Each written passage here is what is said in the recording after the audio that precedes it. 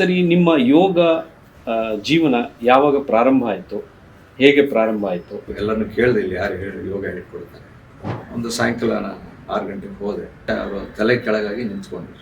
ಅದಕ್ಕೂ ಮುಂಚೆ ಎಷ್ಟು ಪ್ರಾಕ್ಟೀಸ್ ಮಾಡಿದ್ರಿ ನೀವು? ಎಷ್ಟು ವರ್ಷ ಈ ಯೋಗ ಪ್ರಾಕ್ಟೀಸ್ ಮಾಡಿ? ಅಷ್ಟೇ, 1 ತಿಂಗಳು ಅವ್ರ ಹತ್ರ ಹೋಗಿದ್ದೆ ಅಷ್ಟೇ. ಹಾಂ, ಜೀವಂತ ಸಮಾಧಿ ಆಗಿರ್ತಕ್ಕಂಥ ಸಾಧಕರು ನಮ್ಮೂರಲ್ಲಿ ಗೊತ್ತೇ ಇರಲ್ಲ. ಗೊತ್ತಿರಲ್ಲ.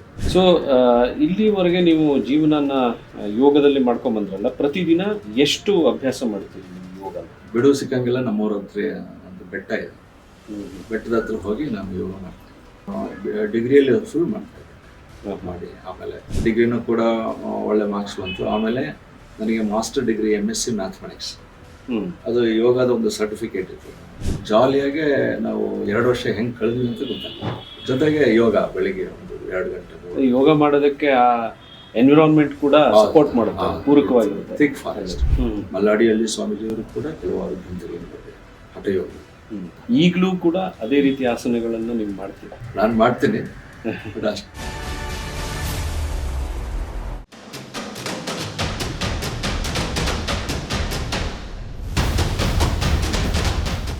ನಮಸ್ಕಾರ ಸ್ನೇಹಿತರೆ, ಎಲ್ಲ ಎಲ್ಲೆಗಳನ್ನು ಮೀರಿ ಹೋಗ್ತಾ ಇರುವಂತಹ ಬಿಯಾಂಡ್ ಲಿಮಿಟ್ಸ್ ಚಾನಲ್ಗೆ ನಿಮ್ಮೆಲ್ಲರಿಗೂ ಸ್ವಾಗತ. ನಮ್ಮ ವಿವಿಧ ರೀತಿಯ ವಿಭಿನ್ನ ರುಚಿಯ ಕಾರ್ಯಕ್ರಮಕ್ಕೆ ನೀವೆಲ್ಲ ಪ್ರೋತ್ಸಾಹಿಸ್ತಾ ಇದ್ದೀರಾ. ಇದೇ ರೀತಿ ಹೆಚ್ಚು ಹೆಚ್ಚು ವೀಕ್ಷಣೆಯಿಂದ ನೀವು ನಮ್ಮನ್ನು ಪ್ರೋತ್ಸಾಹಿಸಿ. ಇವತ್ತು ಇನ್ನೊಂದು ವಿಶೇಷ ಅತಿಥಿ ನಮ್ಮ ಜೊತೆ ಇದ್ದಾರೆ. ವಿಶೇಷವಾದ ಜ್ಞಾನವನ್ನು ನಮ್ಮ ಜೊತೆ ಹಂಚ್ಕೊಳ್ತಾ ಇದ್ದಾರೆ. ಅದಕ್ಕೂ ಮುಂಚೆ ಒಂದು ಚಿಕ್ಕ ಕವಿತೆಯನ್ನು ನಾನು ಬರೆದಿದ್ದೀನಿ, ಚುಟುಕ. ಅದನ್ನು ನಿಮ್ಗೆ ಹೇಳ್ತೀನಿ. ಅದ್ರ ಮುಖಾಂತರ ನೀವು ಕಂಡುಹಿಡಿಬೋದು ಇವತ್ತು ಯಾವ ಟಾಪಿಕ್ನ ಬಗ್ಗೆ ನಾವು ಮಾತಾಡ್ತೀವಿ ಅಂತ. ಉಸಿರಿನ ಲಯದಲ್ಲಿ ಅಡಗಿದೆ ಪ್ರಾಣ, ಉಸಿರಿನ ಲಯದಲ್ಲಿ ಅಡಗಿದೆ ಪ್ರಾಣ, ಧ್ಯಾನದ ಮೌನದಿ ಸಿಗುವುದು ಜ್ಞಾನ, ಧ್ಯಾನದ ಮೌನದಿ ಸಿಗುವುದು ಜ್ಞಾನ. ಬಾಳಿನ ಪಯಣಕ್ಕೆ ಯೋಗವೇ ರಕ್ಷೆ, ಬಾಳಿನ ಪಯಣಕ್ಕೆ ಯೋಗವೇ ರಕ್ಷೆ, ದಕ್ಕಲಿ ಎಲ್ಲರಿಗೂ ಆರೋಗ್ಯ ದೀಕ್ಷೆ, ದಕ್ಕಲಿ ಎಲ್ಲರಿಗೂ ಆರೋಗ್ಯ ದೀಕ್ಷೆ. ನಿಮ್ಮ ಊಹೆ ಸರಿಯಾಗಿದೆ. ಇವತ್ತು ನಾವು ಮಾತಾಡ್ತಾ ಇರೋದು ಯೋಗದ ಬಗ್ಗೆ, ಆಧ್ಯಾತ್ಮದ ಬಗ್ಗೆ, ಜ್ಞಾನದ ಬಗ್ಗೆ, ಸ್ಪಿರಿಚುಯಾಲಿಟಿ ಓವರಾಲ್ ಬಗ್ಗೆ, ಹಾಗೂ ಹೇಗೆ ಯೋಗ ಆಧ್ಯಾತ್ಮ ನಮ್ಮ ಜೀವನವನ್ನು ಅತ್ಯುನ್ನತ ಮಟ್ಟಕ್ಕೆ ತೆಗೆದುಕೊಂಡು ಹೋಗಬಲ್ಲದು ಅನ್ನುವುದರ ಬಗ್ಗೆ ನಾನು ಮಾತಾಡ್ತಾ ಇಲ್ಲ. ಇದನ್ನು 41 ವರ್ಷಗಳಿಂದ ಅಭ್ಯಾಸ ಮಾಡಿ ಹಲವಾರು ಗುರುಗಳನ್ನು ಹುಡುಕಿಕೊಂಡು ಹೊರಟು ಅವರಿಂದ ಜ್ಞಾನವನ್ನು ತೆಗೆದುಕೊಂಡು ಹಲವಾರು ಜನರಿಗೆ ಯೋಗ ದೀಕ್ಷೆಯನ್ನು ಕೊಟ್ಟು, ಅಂದರೆ ಯೋಗವನ್ನು ಹೇಳಿಕೊಟ್ಟು ಅವರನ್ನು ಯೋಗಪಟುಗಳನ್ನಾಗಿ ಮಾಡಿ, ಅಷ್ಟೇ ಅಲ್ಲದೆ ಯೋಗ ಒಲಿಂಪಿಕ್ಸ್ನಲ್ಲಿ ಕೂಡ ಚಿನ್ನದ ಪದಕವನ್ನು ಗೆದ್ದಿರುವಂತಹ ಚಂದ್ರಶೇಖರ್ ಕಂಪ್ಲಿ ಅವರು ನಮ್ಮ ಜೊತೆ ಇದ್ದಾರೆ. ನಮಸ್ಕಾರ ಸರ್. ನಮಸ್ಕಾರ. Thank you sir. ನಮ್ಮ ಬಿಯಾಂಡ್ ಲಿಮಿಟ್ಸ್ ಈ ಒಂದು ವಿಶೇಷ ಕಾರ್ಯಕ್ರಮಕ್ಕೆ ನಿಮಗೆ ಸ್ವಾಗತ. ಥ್ಯಾಂಕ್ ಯು, ಧನ್ಯವಾದ. ಇವತ್ತು ನಾವು ಯಾಕೆ ಚಂದ್ರಶೇಖರ್ ಸರನ್ನು ಇಲ್ಲಿ ಕರೆಸಿದ್ದೀವಿ ಅಂದರೆ, ನೀವು ಇವರ ಬಗ್ಗೆ ಸಾಮಾಜಿಕ ಜಾಲತಾಣಗಳಲ್ಲಿ ಹುಡುಕಿ ಹೆಚ್ಚಾಗಿ ಏನೂ ಸಿಗೋದಿಲ್ಲ. ಇನ್ನು ಮುಂದೆ ಸಿಗ್ಬೋದು. ಯಾಕೆಂತಂದರೆ ನಾವು ಯಾವುದೋ ಒಬ್ಬ ಯೋಗ ಗುರುವನ್ನು ಕರೆಸ್ಬೋದಾಗಿತ್ತು, ಅಥವಾ ಯಾರೋ ಒಬ್ಬರು ಆಧ್ಯಾತ್ಮಿಕವ್ರನ್ನ ನಾವು ಕರೆಸ್ಬೋದು, ಮಾತಾಡ್ಬೋದು. ಇವತ್ತಿನ ಜೀವನದಲ್ಲಿ ನಮಗೇನು ಬೇಕು ಅಂದರೆ, ನಾವೆಲ್ಲರೂ ಸಂಸಾರಿಗಳು. ನಮಗೆ ಸಂಸಾರ ಇದೆ, ಕಾರ್ಪೊರೇಟ್ ಲೈಫ್ ಇದೆ, ನಮ್ಮ ಆಫೀಸ್ ಇದೆ. ಇದೆಲ್ಲರ ಮಧ್ಯೆ ವರ್ಕ್ ಲೈಫ್ ಬ್ಯಾಲೆನ್ಸ್ ಮಾಡಬೇಕು. ಅಷ್ಟೇ ಅಲ್ಲ, ನಮ್ಮ ಆರೋಗ್ಯವನ್ನು ನೋಡ್ಕೋಬೇಕು. ಸಂಸಾರದಲ್ಲಿದ್ದು ನಾವು ಯೋಗವನ್ನು ಮಾಡಬೇಕು. ಅದಕ್ಕೆ ಆ ರೀತಿ ಮಾಡಿರುವಂತಹ ಒಬ್ಬ ಅನುಭವಿ ಯೋಗಪಟು ನಮಗೆ ಬೇಕು. ನಾನು ಅವ್ರನ್ನ ಗುರುಗಳು ಅಂತ ಕರೆದೆ, ಚಂದ್ರಶೇಖರ್ ಸರ್ನ. ಅವರು ನಾನು ಗುರು ಅಲ್ಲ, ನಾನು ಯೋಗ ಮಾರ್ಗದರ್ಶಕ ಅಂತ ಹೇಳಿದ್ರು. ಅದಕ್ಕೋಸ್ಕರನೇ ಅವರು ಯಾವುದೋ ಯೋಗದ ಒಂದು ಬೇರೆ ರೀತಿ ಅಥವಾ ಈ ಒಂದು ಸ್ಪಿರಿಚುವಲ್ ಡ್ರೆಸ್ ಹಾಕದೇನೆ ನಾರ್ಮಲ್ ನಮ್ಮ ಸಂಸಾರದಲ್ಲಿ ನಾವು ಯಾವ ರೀತಿ ಪ್ಯಾಂಟ್ ಶರ್ಟ್ ಹಾಕ್ತೀವೋ ಅದೇ ರೀತಿ ಅವ್ರು ನಮ್ಮ ಜೊತೆ ಬಂದಿದ್ದಾರೆ. ಸರ್, ಈ ಒಂದು ವಿಶೇಷತೆಯಿಂದ ಇರೋದ್ರಿಂದ ನಾವು ನಿಮ್ಮನ್ನು ಈ ಕಾರ್ಯಕ್ರಮಕ್ಕೆ ಬನ್ನಿ ಅಂತ ವಿನಂತಿ ಮಾಡ್ಕೊಂಡಿದ್ದೀವಿ. ತುಂಬ ಥ್ಯಾಂಕ್ಸ್ ನೀವು ಇಲ್ಲಿ ಬಂದಿದ್ದಕ್ಕೆ. ನಮಸ್ಕಾರ, ಧನ್ಯವಾದಗಳು. ನಮ್ಮ ಕಾರ್ಯಕ್ರಮನ ಈಗ ನಾವು ಪ್ರಾರಂಭ ಮಾಡೋಣ. ಪ್ರಶ್ನೆ ಮತ್ತು ಉತ್ತರಗಳು, ನಿಮ್ಮ ವಿವರಣೆಗಳು ನಮಗೆ ಬೇಕು. ಸರಿ, ನಿಮ್ಮ ಯೋಗ ಜೀವನ ಯಾವಾಗ ಪ್ರಾರಂಭ ಆಯಿತು, ಹೇಗೆ ಪ್ರಾರಂಭ ಆಯಿತು, ಇದಕ್ಕೆ ನಿಮಗೆ ಸ್ಫೂರ್ತಿ ಏನು? ನನ್ನ ಯೋಗ ಆ, ಜೀವನ ಪ್ರಾರಂಭ ಆಗಿದ್ದು ನೆಲಮಂಗಲದಲ್ಲಿದೆ. ನಮ್ಮ ಬಯಾಲಜಿ ಟೀಚರ್ ಇದ್ದರು, ಅವರು ಜಗನ್ನಾಥ ರಾವತ್ ಅಂತ. ನಾನು ಅವ್ರ ಹತ್ರ ಪಾಠ ಹೇಳ್ಸ್ಕೊಳಕ್ಕೆ ಹೋಗ್ತಾ ಇದ್ದೆ. ಬೆಳಗಿನ ಜಾವ ಅಷ್ಟೊತ್ತಿಗೆ ಹೋಗಿ ಸ್ಟ್ರೀಟ್ ಲೈಟ್ ಕೆಳಗಡೆ ಕೂತ್ಕೊಂಡು ಅವ್ರಿಗೋಸ್ಕರ ವೆಯ್ಟ್ ಮಾಡ್ತಾ ಇದ್ವಿ. ವಿದ್ದಳ್ಳಿ ಅವರು ಅಂತ. ಕೆಲವಾರು ದಿವಸಗಳು ಅವ್ರ ಹತ್ರ ಪಾಠಕ್ಕೆ ಹೋದಾಗ ಒಂದು ದಿವಸ ನನಗೆ ಹೇಳಿದರು, ಚಂದ್ರು, ನೀನು ಶೀರ್ಷಾಸನವನ್ನು ಹಾಕು, ನಿನಗೆ ಜ್ಞಾಪಕ ಶಕ್ತಿ ಇಂಪ್ರೂವ್ ಆಗ್ತದೆ, ಆರೋಗ್ಯವನ್ನು ಕಾಪಾಡುತ್ತೆ. ಅವತ್ತು ಸುಮಾರು 1977 ಅವರ ಹತ್ರ ನಾನು ಟ್ಯೂಷನ್ಗೆ ಹೋಗ್ತಾ ಇದ್ದಿದ್ದು. ಅವಾಗ ಒಂದು ಬೀಜವನ್ನು ಹಾಕಿದ್ರು ಅಷ್ಟೇ. ನಾನು ಸುಮ್ಮನೆ ಕೇಳಿಸ್ಕೊಂಡೆ ಅಷ್ಟೇ. ಕೇಳಿಸ್ಕೊಂಡು ಆಮೇಲೆ ಎಷ್ಟೋ ವರ್ಷಗಳು ನಾನು ಅದನ್ನು ಆಗಲಿಲ್ಲ. ಸುಮ್ಮನೆ ನಾವು ಚಿಕ್ಕ ಮಕ್ಕಳ ಥರ ಪಲ್ಟಿ ಹೊಡೆಯೋದು, ತರಲೆ ಮಾಡೋದು, ಫೀಲ್ಡಲ್ಲಿ ಆಟ ಆಡೋದು, ವಾಲಿಬಾಲ್ ಆಡೋದು, ಅದೆಲ್ಲ ಜೋರಾಗಿ ಮಾಡ್ತಾಯಿದ್ದೆ. ತಂದೆ ತಾಯಿಯಿಂದ ದೂರನೂ ಬಂದಿದ್ದೆ ನಾನು, ಸುಮಾರು ದೂರ. ನಮ್ಮದು ಹಿರಿಯೂರು ತಾಲೂಕು ಮೇಟಿಕುರ್ಗೆ ಗ್ರಾಮ. ಅಲ್ಲಿಂದ ಎಲ್ಲಿ, ಬಳ್ಳಾರಿನ? ಹಿರಿಯೂರು ಹತ್ರ ಹಿರಿಯೂರು ಒಂದು ಹಳ್ಳಿ, ಮೇಟಿಕುರ್ಗೆ ಗ್ರಾಮ. ಅಲ್ಲಿಂದ ನಾನು ನಮ್ಮ ಅಣ್ಣರು ಅಲ್ಲಿ ಟೀಚರ್ ಆಗಿದ್ರು. ಅಲ್ಲಿ ಅವ್ರ ಜೊತೆ ನಾನು ಕಲಿಯೋಕ್ಕೋಸ್ಕರ ಅಂತ ಬಂದೆ. ಇಂಗ್ಲೀಷ್ ಮೀಡಿಯಮ್ ಸೇರಿಸ್ಕೊಂಡು ಅದು ನಮ್ಗೆ ಕಷ್ಟ ಆಗಿತ್ತು, ಇಂಗ್ಲೀಷೆಲ್ಲ ಮಾತಾಡೋದು ಕಷ್ಟ ಆಗಿತ್ತು. ಆವಾಗ ಹೊಸ ಸಬ್ಜೆಕ್ಟು ಬಯಾಲಜಿ ನನಗೆ ತುಂಬ ಆಸಕ್ತಿ ಇತ್ತು. ಅವರು ತುಂಬ ಚೆನ್ನಾಗಿ ಹೇಳ್ಕೊಡ್ತಾರೆ. ಅವರು ಯೋಗವನ್ನು ಕಲಿಯಪ್ಪ ಅಂತ ಹೇಳಿದ್ರು. ಒಂದು ಬೀಜವನ್ನು ಹಾಕಿದಷ್ಟೇ. ಅದಾದ ನಂತರ ನಾನು 1982 ನಮ್ಮ ಗುರುಗಳು, ಇನ್ನೊಬ್ಬರು ಗುರುಗಳನ್ನ ಹುಡುಕೊಂಡು ಹೋದ್ರು. ಗಿಡ್ಡೋಬನಹಳ್ಳಿ ಅಂತ ನಮ್ಮೂರ ತಂದೆ ಇದೆ, ಅಲ್ಲಿ ಮೃತ್ಯುಂಜಯ ಸ್ವಾಮಿ ಅಂತ. ಅವರು ಎಲ್ಲರನ್ನು ಕೇಳಿದೆ, ಇಲ್ಲಿ ಯಾರು ಯೋಗ ಹೇಳ್ಕೊಡ್ತಾರೆ, ನಿಮ್ಮೂರ ಹತ್ರನೇ ಇದ್ದಾರಪ್ಪ, ಹೋಗುವಂತ. ಒಂದು ಸಾಯಂಕಾಲ 6 ಗಂಟೆಗೆ ಹೋದೆ. ಹೋಗ್ಬಿಟ್ಟು ಅವ್ರ ಮನೆ ಹತ್ರ ಹೋದರೆ ಅವರು ತಲೆ ಕೆಳಗಾಗಿ ನಿಂತ್ಕೊಂಡ್ರು. ಶೀರ್ಷಾಸನದಲ್ಲಿ ನಿಮ್ಮನ್ನ ಸ್ವಾಗತ ಮಾಡಿದ್ರು. ಅಲ್ಲಿ ನಿಂತ್ಕೊಂಡ್ಬಿಟ್ಟಿದ್ರು ಆಲ್ರೆಡಿ. ನಾನು ಸುಮ್ಮನೆ ನೋಡ್ತಾ ನಿಂತ್ಕೊಂಡೆ. ಎಷ್ಟೋ ಹೊತ್ತಾದ್ಮೇಲೆ ಶೀರ್ಷಾಸನ ನಿಲ್ಸ್ಕೊಂಡೆ. ಆವಾಗ ಅವ್ರಿಗೆ ಗುರುಗಳಿಗೆ ನಾನು ಯೋಗ ಕಲಿಬೇಕು, ಹೇಳ್ಕೊಡ್ತೀನಿ. ಅವ್ರು ನನಗೆ ನಮ್ಮ ತಂದೆಯವರು ಸೈಕಲ್ ಕೊಡಿಸಿದ್ರು, ಸೆಕೆಂಡ್ PUC ಹೋಗೋಕ್ಕೆ ಹಿರಿಯೂರಲ್ಲಿ. ಅದನ್ನು ಡೈಲಿ ಅದರಲ್ಲಿ ರೈಡ್ ಮಾಡ್ಕೊಂಡು ಬಂದು ಒಂದು ವಾರ ಯೋಗವನ್ನು ಅಲ್ಲಿ ಕಲ್ತ್ಕೊಂಡೆ. ಅವ್ರಿಂದ ಒಂದು 10 ದಿವಸಗಳು ನನಗೆ ಹೇಳ್ಕೊಟ್ರು ಅಷ್ಟೇ. ಅದಾದಮೇಲೆ ಸೆಕೆಂಡ್ PUC ಎಲ್ಲ ಆಯಿತು ಹಿರಿಯೂರಿನಲ್ಲಿ. ಆಮೇಲೆ ಡಿಗ್ರಿಗೆ ದಾವಣಗೆರೆಗೆ ಸೇರಿಕೊಂಡೆ. ದಾವಣಗೆರೆಯಲ್ಲಿ 1983 ನಾನು ಯೋಗ ಶಾಲೆಗೆ ಸೇರಿಕೊಂಡೆ. ಓಹೋ, ಅಂದರೆ ನೀವು ಫಾರ್ಮಲ್ ಎಜುಕೇಶನ್ ಆದಮೇಲೆ ಯೋಗ, ಡಿಗ್ರಿ ಆದಮೇಲೆ ಯೋಗ ಶಾಲೆಯನ್ನೇ ಸೇರಿಕೊಂಡೆ. ಡಿಗ್ರಿ ಸ್ಟಾರ್ಟ್ ಮಾಡೋಕ್ಕೆ 83 82 PUC ನಾನು. PUC ಆದಮೇಲೆ 83 ಡಿಗ್ರಿ ಸೇರಿಕೊಂಡೆ.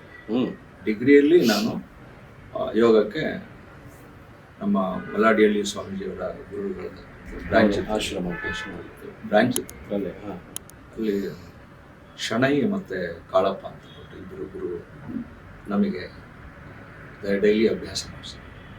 ಸೀತಾಮಂಗಲ ಸೇರಿಸ್ಕೊಂಡು ದೊಡ್ಡ ಫೀಲ್ಡ್ ಇದೆ ದಾವಣಗೆರೆ. ಅಲ್ಲಿ ಬೆಳಗಿನ ಜಾವ ಅಷ್ಟೊತ್ತಿಗೆ 5 ಗಂಟೆ ಕ್ಲಾಸ್ಗಳೆಲ್ಲ ಮಾಡ್ತಾಯಿದ್ರು. ಎಲ್ಲರೂ ಕೂಡ ಸ್ನೇಹಿತರೆಲ್ಲ ಬರ್ತಾಯಿದ್ರು. ಅವ್ರ ಜೊತೆ ನೋಡಿ ಕಲ್ತ್ಬಿಟ್ಟು ಇಡೀ ಒಂದು ತಿಂಗಳಲ್ಲಿ ಸತತವಾಗಿ ಅಭ್ಯಾಸ ಮಾಡಿ ಒಂದು ಡಿಸ್ಟ್ರಿಕ್ಟ್ ಲೆವೆಲ್ ಒಂದು ಪಾರ್ಟಿಸಿಪೇಷನ್ ಮಾಡ್ತೀಯನಪ್ಪ, ಆಯ್ತು ಗುರುಗಳ.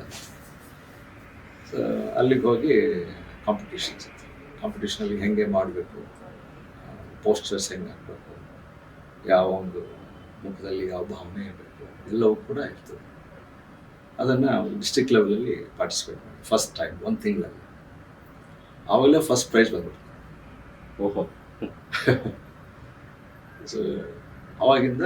ಅದಕ್ಕೂ ಮುಂಚೆ ಎಷ್ಟು ಪ್ರಾಕ್ಟೀಸ್ ಮಾಡಿದ್ರಿ ನೀವು? ಎಷ್ಟು ವರ್ಷ ಈ ಯೋಗ ಪ್ರಾಕ್ಟೀಸ್ ಮಾಡಿ? ಅಷ್ಟೇ, 1 ತಿಂಗಳು ಅವ್ರ ಹತ್ರ ಹೋಗಿದ್ದಷ್ಟೇ. ಅಷ್ಟೇ. ಹಾಂ, ಅವರು ಮೃತ್ಯುಂಜಯ ಗುರುಗಳ ಹತ್ರ 1982 PUC ಕಡೆ ಗಮನ ಮಾಡಿದೆ, ಓದೋದ ಕಡೆ ಅಷ್ಟೇ. ಬಟ್ ಆವಾಗ ಸುಮ್ಮನೆ ಹೋಗಿ ಹೇಳ್ಸ್ಕೊಂಡು ಎಕ್ಸಾಮ್ ಎಲ್ಲ ಮುಗಿಸ್ಕೊಂಡು ಆಮೇಲೆ ಡಿಗ್ರಿ ಸೇರಿದ್ಮೇಲೆ ಇಲ್ಲಿ ಹಾಸ್ಟೆಲ್ ಇದ್ವಿ. ಜಯದೇವ ಹಾಸ್ಟೆಲಲ್ಲಿ. ಅಲ್ಲಿ ಹೋದ್ಮೇಲೆ ಯೋಗ ಗುರುಗಳನ್ನು ಹುಡ್ಕೊಂಡೆ. ಈ ಯೋಗ ನಿಮಗೆ ಪಿ ಯು ಸಿ ಮಾಡುವಾಗ ಸಹಾಯ ಆಯ್ತಾ? ಅದ್ರ ಯೋಗ ಮಾಡೋದ್ರಿಂದ ಓದೋದಕ್ಕೆ, ಇದಕ್ಕೆ ಫೋಕಸ್ ಮಾಡೋದಕ್ಕೆ, ಏಕಾಗ್ರತೆಗೆ? ನಾನು ಹಳ್ಳಿಲಿದ್ದೆ, ಸೈಕಲಲ್ಲಿ ಹೋಗ್ತಾ ಇದ್ದೆ. ಬಿಡುವು ಸಿಕ್ಕಂಗೆಲ್ಲ ನಮ್ಮೂರ ಹತ್ರ ಒಂದು ಬೆಟ್ಟ ಇದೆ, ಬೆಟ್ಟದ ಹತ್ರ ಹೋಗಿ ನಾನು ಯೋಗ ಮಾಡ್ತಾ ಇದ್ದೆ ಒಬ್ಬನೇ. ಇಲ್ಲ ದೊಡ್ಡ ಬೆಟ್ಟ ಇದೆ, ದೇವಸ್ಥಾನ, ಬಟ್ಟಿ ಬಸವೇಶ್ವರ ಅಂತ. ಅಲ್ಲೆಲ್ಲ ಆಮೇಲೆ ನೋಡಿದ ಮೇಲೆ ನಮ್ಮ ಊರಲ್ಲೇ ಸಾಧಕರು ಬೇಕಾಗ್ತದೆ, ಜೀವಂತ ಸಮಾಧಿ ಆಗಿರ್ತಕ್ಕಂಥ ಸಾಧಕರು ನಮ್ಮೂರಲ್ಲೇ ಗೊತ್ತೇ ಇರಲ್ಲ. ಗೊತ್ತಿರಲ್ಲ. ಉಗುರು ಸ್ವಾಮಿಗಳು ಅಂತ ಇದ್ರು. ಉಗುರನ್ನ ಇಷ್ಟು ಉದ್ದ ಬಿಟ್ಕೊಂಡಿದ್ರು. ಅವರು ಜೀವಂತ ಸಮಾಧಿ ಆಗಿರ್ತಕ್ಕಂಥದ್ದು ನಮ್ಮ ತಾಯಿ ಎಲ್ಲ ತಂದೆಯವರೆಲ್ಲ ಹೇಳ್ತಾ ಇದ್ರು. ಅಲ್ಲಿಗೆ ನಾವು ಹೊಲದ ಕೆಲಸ ಎಲ್ಲ ಮಾಡಿಕೊಂಡು ಕಟ್ಟಿಗೆ ಎಲ್ಲ ಹೊತ್ಕೊಂಡು ಬಂದು ಅಲ್ಲಿ ಕೂತ್ಕೊಂಡು ಸುಧಾರಿಸ್ಕೊಂಡು ನೀರು ಕುಡಿದು ಬೇಲ್ದಂಡುಗಳು ತಂದವ ಅಲ್ಲಿ ತಿಂದ್ಕೊಂಡು ಬೋರೆ ಹಣ್ಣು, ಕವಳಿ ಹಣ್ಣು, ಕಾಕಿ ಹಣ್ಣು ಎಲ್ಲ ತಿಂದ್ಬಿಟ್ಟು ಸುಧಾರಿಸ್ಕೊಂಡು ನಾವು ಕಟ್ಟಿಗೆಯನ್ನು ಹೊತ್ಕೊಂಡು ಮನೆಗೆ ಹೋಗ್ತೀವಿ. ಆವಾಗ ಇದೇನಪ್ಪ ಇದು ಜೀವಂತ ಸಮಾಧಿ ಅಂತೆ, ಅವ್ರದ್ದೆಲ್ಲ ಪಾದಗಳೆಲ್ಲ ಇತ್ತು, ಮರದಲ್ಲಿ ಮಾಡಿರ್ತೀವಿ. ಅದೆಲ್ಲ ನಮಗೆ ಜೀವನದಲ್ಲಿ ಉತ್ಸಾಹ ಅಂದರೆ ಕ್ಯೂರಿಯಾಸಿಟಿ ಬಂತು. ಇದೆಲ್ಲ ನಮ್ಮೂರಲ್ಲೂ ಕೂಡ ಸಾಧಕರು ಇದ್ದಾರೆ ಅನ್ನೋದು ಗೊತ್ತಾಯ್ತು. ಆಮೇಲೆ ಬರ್ತಾ ಅವರ ಸಾಧನೆ ಬಗ್ಗೆ ಗೊತ್ತಾಯ್ತು. ಆ ರೀತಿ ಎಷ್ಟು ಸಾಧಕರು ಅಲ್ಲಿ ನಿಮ್ಮ ಊರಲ್ಲಿ ಇದ್ರು ಸರ್? ಆ ರೀತಿ ಈ ಉಗುರು ಸ್ವಾಮಿಗಳು ಅಂತಂದ್ರಿ, ಅದೇ ಥರ ಮತ್ತೆ ಮಲ್ಲಾಡಿಹಳ್ಳಿ ಸ್ವಾಮಿಗಳು, ಮತ್ತೆ ಆ ರೀತಿ ಎಷ್ಟು ಜನ ಇದ್ರು? ಅದಾದಮೇಲೆ ನನಗೆ ಗೊತ್ತಿರ್ತಕ್ಕಂಥವ್ರು ನಮಗೆ ಮಲ್ಲಾಡಿಹಳ್ಳಿ ಸ್ವಾಮೀಜಿಯವರು ಕೂಡ ನಮ್ಮೂರಿಗೆ ಬಂದಿದ್ರು. ಕೆಲವರು ನಮ್ಮ ಅವರ ಸೇವಕರು ಕೂಡ ಮಲ್ಲಾಡಿಹಳ್ಳಿ ಸ್ವಾಮೀಜಿಯವರು ಕರೆಸಿದ್ರು. ಆಮೇಲೆ ಲೈಟ್ ಆನ್ ಯೋಗ ಅನ್ನೋದು ಒಂದು ಬುಕ್ ತಗೊಂಡೆ, BKS ಅಯ್ಯಂಗಾರ್ ಬರೆದಿರ್ತಕ್ಕಂಥದ್ದು.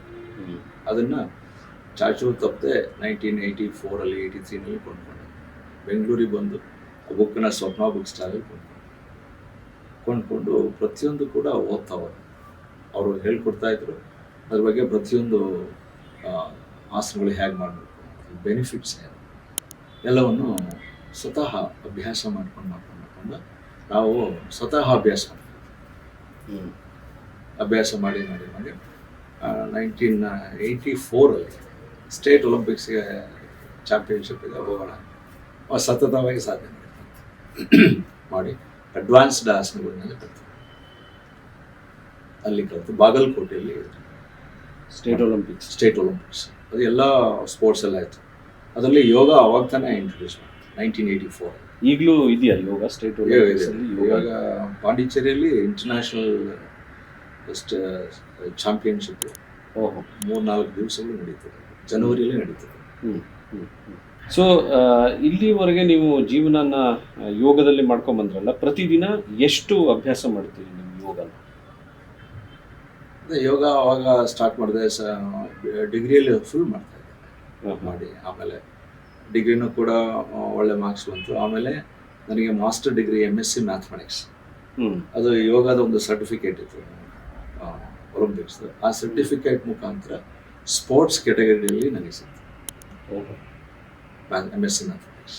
ಸ್ಪೋರ್ಟ್ಸ್ ಕ್ಯಾಟಗರಿಯಲ್ಲಿ ಅಂದರೆ ಈ ಯೋಗ ಒಲಿಂಪಿಕ್ಸ್ ಅಲ್ಲಿ ಪಾರ್ಟಿಸಿಪೇಟ್ ಮಾಡೋದಕ್ಕೆ ನನಗೆ ರಿಸರ್ವೇಷನ್ ಕ್ಯಾಟಗರಿ ಇರ್ತದೆ.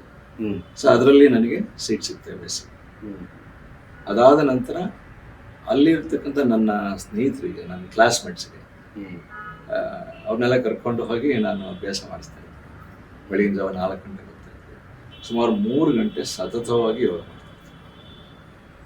ಇಲ್ಲಿ ಮೈಸೂರು ಯೂನಿವರ್ಸಿಟಿಯಲ್ಲಿ BR ಪ್ರಾಜೆಕ್ಟ್ ಅಂತೆಲ್ಲ, ಕೋಳಿ ಡ್ಯಾಮ್, ಅದು ನಮ್ಮದೇ ಲಾಸ್ಟ್ ಬ್ಯಾಚ್ ಮೈಸೂರು ಯೂನಿವರ್ಸಿಟಿ.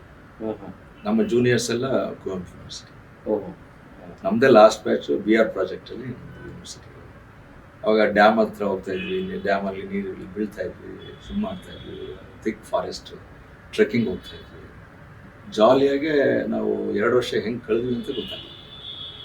ಜೊತೆಗೆ ಯೋಗ ಬೆಳಿಗ್ಗೆ ಒಂದು 2 ಗಂಟೆ ಯೋಗ ಮಾಡೋದಕ್ಕೆ ಆ ಎನ್ವಿರಾನ್ಮೆಂಟ್ ಕೂಡ ಸಪೋರ್ಟ್ ಮಾಡುತ್ತೆ, ಪೂರಕವಾಗಿರುತ್ತೆ. ಥಿಕ್ ಫಾರೆಸ್ಟ್, ಡ್ಯಾಮ್, ಸ್ಯಾಡಲ್, ಸಾಯಂಕಾಲ ಹೋಗೋದು, ಕೂತ್ಕೊಳ್ಳೋದು.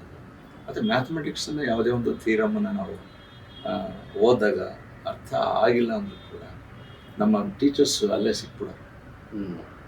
ಹೋಗಿ ಕೇಳಿಕೊಂಡು ಅಲ್ಲಿ ಅದನ್ನು ಹೋಗಿ ಅದು ಡ್ಯಾಮಲ್ಲಿ ಕೂತ್ಕೊಂಡು ಅದು ವಿಜುವಲೈಸ್ ಮಾಡಿ ಥಿಯರಮ್ ನಾವು ಪ್ರತಿಯೊಂದು ವರ್ಡು ಸೆಂಟೆನ್ಸ್ಗಳನ್ನು ಕನೆಕ್ಟ್ ಮಾಡಿಕೊಂಡು ಥಿಯರಮ್ನ ಹೆಂಗೆ ಬರಿಬೇಕು ಯಾವ ಥರ ಅದರ ವಿಜುವಲೈಸೇಷನ್ ಎಲ್ಲವನ್ನು ಮಾಡಿ ಪರ್ಫೆಕ್ಟ್ ರೈಟಿಂಗು ಕೂಡ ಅದು ಬಂದಿದ್ದು ನನಗೆ BR ಪ್ರಾಜೆಕ್ಟ್.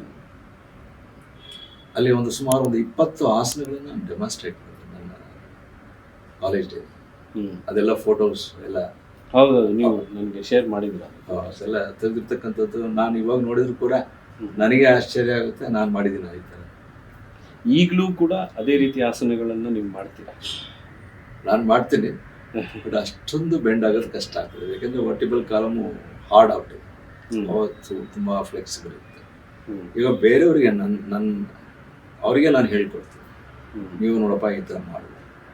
ನಾನು ಆ ವಯಸ್ಸಲ್ಲಿ 20ನೇ ವಯಸ್ಸಲ್ಲಿ ಮಾಡಿದ್ದೆ. ಇವಾಗ ನನಗೆ ಸುಮಾರು 62 ವರ್ಷಗಳು. ಸೊ ಹಾಗಾಗಿ ನೀವು ಕೂಡ ಮಾಡ್ಬೋದು ಅಂತ ನನಗೆ ಪ್ರೂಫ್ ಇದೆ ನನಗೆ ಮಾಡಿರ್ತಕ್ಕಂಥದ್ದು. ಆಮೇಲೆ ಅನೇಕ ಕಷ್ಟಗಳನ್ನು ಎದುರಿಸ್ಕೊಂಡು ಬಂದಿದ್ದೀವಿ. ಯೋಗ ಮಾಡಿದ ತಕ್ಷಣ ಎಲ್ಲ ಕಷ್ಟಗಳು ನಿವಾರಣೆ ಆಗ್ತದೆ ಅಂತ ಆ ಕಷ್ಟಗಳನ್ನ ಎದುರಿಸ್ಕೊಂಡು ಬೆಂಗಳೂರಿಗೆ ಬಂದು ಜೀವನ ಮಾಡಿತ್ತು, ಪ್ರೊಫೆಸರ್ ಆಗಿತ್ತು, ಅನೇಕ ಬಿಸ್ನೆಸ್ಗಳನ್ನ ಸ್ಟಾರ್ಟ್ ಮಾಡಿತ್ತು. ರಿಯಲ್ ಎಸ್ಟೇಟು ಸ್ಟಾರ್ಟ್ ಮಾಡಿತ್ತು. ನೆಟ್ವರ್ಕ್ ಮಾರ್ಕೆಟಿಂಗಲ್ಲೂ ಬಂದ್ವಿ. ಆವಾಗ ಬಂದಾಗ ಕೆಲವು ನೆಟ್ವರ್ಕ್ ಆಫ್ ಚಾಂಪಿಯನ್ಸ್ ಅಂತ ಕೆಲವು ಬುಕ್ಸ್ಗಳು, ಪಾಸಿಟಿವ್ ಅಫರ್ಮೇಷನ್ಸ್, ಅವನ್ನೆಲ್ಲ ನಾನು I was very good in reading books. ನನಗೆ ಈ ಥರ ಆಧ್ಯಾತ್ಮಿಕ ಬುಕ್ಗಳು ಓದೋದಂದ್ರೆ ತುಂಬ ಆಸಕ್ತಿ. ರಾತ್ರಿ ಹೊತ್ತು ಕೆಲವರು ಬುಕ್ಸ್ಗಳನ್ನು ಓದಿಲ್ಲ, ನಾನು ಮಲಗಲ್ಲಿ ಓದ್ತಿದ್ದೆ ಕೂಡ. ಸಾಂಗ್ಸ್ ಕೇಳಿಸ್ತಕ್ಕಂಥದ್ದು ಸಾಯಂಕಾಲ ನೈಟ್ ಟೈಮ್, ಹಳೆಯ ಸಾಂಗ್ಸ್ಗಳು ಕೇಳ್ತಕ್ಕಂಥದ್ದು ಮನಸ್ಸಿಗೆ ಖುಷಿ ಕೊಡ್ತಕ್ಕಂಥ ಸಂಗೀತ, ಒಂದು ಗಿಟಾರ್. ನಾನು ಇವಾಗ ಮೊನ್ನೆ ಗಿಟಾರು ಕೂಡ ಕಲಿಯೋಕ್ಕೆ ಸ್ಟಾರ್ಟ್ ಮಾಡಿದೆ. ಒಂದು ಕನಸಿತ್ತು ನನಗೆ ಕಲಿಬೇಕು, ಗಿಟಾರ್ ಕಲಿಬೇಕಂತ. ಅದನ್ನು ಹೋಗಿ ಕೊಂಡ್ಕೊಂಡು ಬಂದೆ. ನನ್ನ ಮಗನಿಗೆ ಕೂಡ ಕಳಿಸ್ಕೊಟ್ಟೆ, ಚಿಕ್ಕ. Is also enjoy. ಸೂಪರ್. ನಾನು ಕೂಡ ಇವಾಗ ಕಲಿತಾ ಇದ್ದೀನಿ. ಆ ಗಿಟಾರ್ ಕಲಿಯೋದ್ರಿಂದ ಲೆಫ್ಟ್ ಹ್ಯಾಂಡು ರೈಟ್ ಹ್ಯಾಂಡು ಎರಡನ್ನೂ ಯೂಸ್ ಮಾಡ್ತಾ ಹೋಗ್ತೀವಿ. ಲೆಫ್ಟ್ ಬ್ರೈನ್ ರೈಟ್ ಬ್ರೈನ್ ಎರಡು ಸೈಮಲ್ಟೇನಿಯಸ್ಲಿ ಅಸೋಸಿಯೇಟ್ ಆದ ಆ ರಾಗ ಹೊರಗಡೆ ಬರ್ತದೆ. ಆ ಗಿಟಾರಿಗೆ ತಕ್ಕನಾಗೆ ನಾವು ಹಾಡನ್ನು ಕೂಡ ಹೇಳೋದು ಕಲ್ತ್ಕೊಳ್ತೀವಿ. ಸೊ ಅದಕ್ಕೆ ನಮಗೆ ಯೋಗ ಏನಾಗುತ್ತೆ, ಈ ವಿಶುದ್ಧಿ ಚಕ್ರವನ್ನು ಸ್ಟಿಮ್ಯುಲೇಟ್ ಮಾಡ್ತದೆ. ವಿಶುದ್ಧಿ ಚಕ್ರ ಅಂದರೆ ಏನು? ಇಲ್ಲಿ ನಾವು ಆ ಚಕ್ರಕ್ಕೆ ಒಂದು ಹೆಸರಿಟ್ಟಿರ್ತಕ್ಕಂಥದ್ದು. ಇದು ಥೈರಾಯ್ಡ್ ಆ್ಯಂಡ್ ಪ್ಯಾರಾಥೈರಾಯ್ಡ್ ಗ್ಲ್ಯಾಂಡ್ಸ್ಗಳು ಸ್ಟಿಮ್ಯುಲೇಟ್ ಹೆಂಗೆ ಮಾಡ್ತೀರಾ ಅಂತ ನಾನು ಕ್ವಶನ್ ಕೇಳಿದೆ. ಸ್ಟಿಮ್ಯುಲೇಟ್ ಹೆಂಗೆ ಮಾಡ್ತೀರಾ? How to stimulate chakras. ಈ ಚಕ್ರಾಸ್ಗಳು ನಮಗೆ ಕಣ್ಣಿಗೆ ಕಾಣಿಸ್ತಕ್ಕಂಥವಲ್ಲ. ನೀವು ಡಾಕ್ಟರ್ ಆಗಿ ಇವಾಗ ಅವರು ಒಂದು ಆಪರೇಷನ್ ಮಾಡಿದರೆ ಆ ಚಕ್ರಗಳು ಯಾವ ಕಣ್ಣಿಗೆ ಕಾಣಿಸ್ತದೆ, ಆರ್ಗನ್ಸ್ ಮಾತ್ರ ಕಾಣಿಸ್ತದೆ. ಹೌದು. ಥೈರಾಯ್ಡ್ ಆ್ಯಂಡ್ ಪ್ಯಾರಾಥೈರಾಯ್ಡ್ ಗ್ಲ್ಯಾಂಡ್ಸ್ಗಳು ಇದ್ದಾವೆ, ಅವು ಕಣ್ಣಿಗೆ ಕಾಣಿಸ್ತವೆ. ನಾನು ಅನಾಟಮಿ ಎಕ್ಸ್ರೇ ಟೆಕ್ನಾಲಜಿ 1986 ಗುಂಟೂರಲ್ಲಿ ಓದಿದ್ದೆ ಒಂದು ವರ್ಷ ಆಫ್ಟರ್ ಮೈ BSc. ಯಾಕೆ ಅಂತಂದರೆ ಒಂದು ರೇಡಿಯಾಲಜಿ ಓದಬೇಕು ಅಂತ ಅವಾಗ ಒಂದು ವರ್ಷ ನಾನು ಗುಂಟೂರಲ್ಲಿ ಓದ್ತೀನಿ. ಅದರಲ್ಲಿ ಎಲ್ಲೂ ಚಕ್ರಗಳು ಕಾಣಿಸೋದಿಲ್ಲ, ಎಕ್ಸ್ರೇ ಚಕ್ರಗಳು ಕಾಣಿಸ್ತದೆ, ನಿಮಗೆ ಬೋನ್ಸ್ ಕಾಣಿಸ್ತದೆ. ಒಳ್ಳೆ ಹಾರ್ಟಲ್ಲಿ ಏನಾದ್ರು ಬ್ಲ್ಯಾಕ್ ಏಜಸ್ ಇದ್ರೆ ಗೊತ್ತಾಗುತ್ತೆ. ಇದು ಚಕ್ರ ನಿಜವಾಗಿರುತ್ತಾ ಅಥವಾ ಕಾಲ್ಪನಿಕ? ಇದು ಇಟ್ಸ್ ಅ ಫೀಲಿಂಗ್ ಆಗ್ತದೆ. ಅದು ಯಾವಾಗ ಆ ಲೆವೆಲ್ಗೆ ಹೋಗುತ್ತೆ. ಚಕ್ರಗಳು ಅಂದ್ರೆ ಏನು ಅಂತ ಅಂದ್ಬಿಟ್ಟು ಕೆಲವಾರು ಗ್ರಂಥಗಳಿದ್ದಾವೆ, ಅವನ್ನ ಓದಿದ್ರೆ ಗೊತ್ತಾಗ್ತದೆ. ಅದು ಊರ್ಧ್ವಮುಖವಾಗಿ ನಿಮಗೆ ಎನರ್ಜಿ ಲೆವೆಲ್ಲು ಉನ್ನತ ಹಂತಕ್ಕೆ ಹೋಗ್ತಕ್ಕಂಥದ್ದು. ನಾವು ಅನೇಕ ಗ್ರಂಥಗಳಲ್ಲಿ ಓದಿರ್ತೀವಿ. ನಾವು ಸಹಸ್ರಾರ ಚಕ್ರ, ಆಜ್ಞಾ ಚಕ್ರ, ವಿಶುದ್ಧಿ, ಅನಾಹುತ, ಮಣಿಪುರ, ಸ್ವಾಧಿಷ್ಠಾನ, ಮೂಲಾಧಾರ, ಕುಂಡಲಿನಿ ಅಂತ ನಾವು ಓದಿದ್ವಿ ಅನೇಕ ಗ್ರಂಥಗಳು. ಹೌದು. ಪುರಾಣಗಳು, ಉಪನಿಷತ್ತುಗಳು, ವೇದಗಳು, ಪುರಾಣ, ಬೈಬಲ್, ಭಗವದ್ಗೀತೆ, ಇವೆಲ್ಲ ನಾವು ಗ್ರಂಥಗಳನ್ನ ಪಠಣ ಮಾಡ್ತಾ ಹೋಗ್ತೀವಿ. ಅದರಲ್ಲಿ ಇರ್ತಕ್ಕಂಥ ಒಂದು ನಾಲೆಡ್ಜ್, ಜ್ಞಾನ ನಮಗೆ ಗೊತ್ತಾಗ್ತದೆ. ಜ್ಞಾನ ಬೇರೆ, ಎಜುಕೇಷನ್ ಬೇರೆ. ಈ ನಮಗೆ ಸ್ಕೂಲು ಕಾಲೇಜಲ್ಲಿ ಕೊಡ್ತಕ್ಕಂಥ ಒಂದು ಎಜುಕೇಷನ್ ಸಾಂಪ್ರದಾಯಿಕ ಶಿಕ್ಷಣ ಅನ್ನೋದು ಹೌದು. Formal education. ಫಾರ್ಮಲ್ ಎಜುಕೇಶನ್ ನಮಗೆ ಗೌರ್ಮೆಂಟ್ ಏನು ಕೊಡ್ತದೆ ಅಥವಾ ಪ್ರೈವೇಟ್ ಇನ್ಸ್ಟಿಟ್ಯೂಷನ್ಸ್ ಏನು ಕೊಡ್ತದೆ ಅದು ನಮಗೆ ಕೆಲವಾರು ಸಬ್ಜೆಕ್ಟ್ಗಳು ಅಷ್ಟೇ.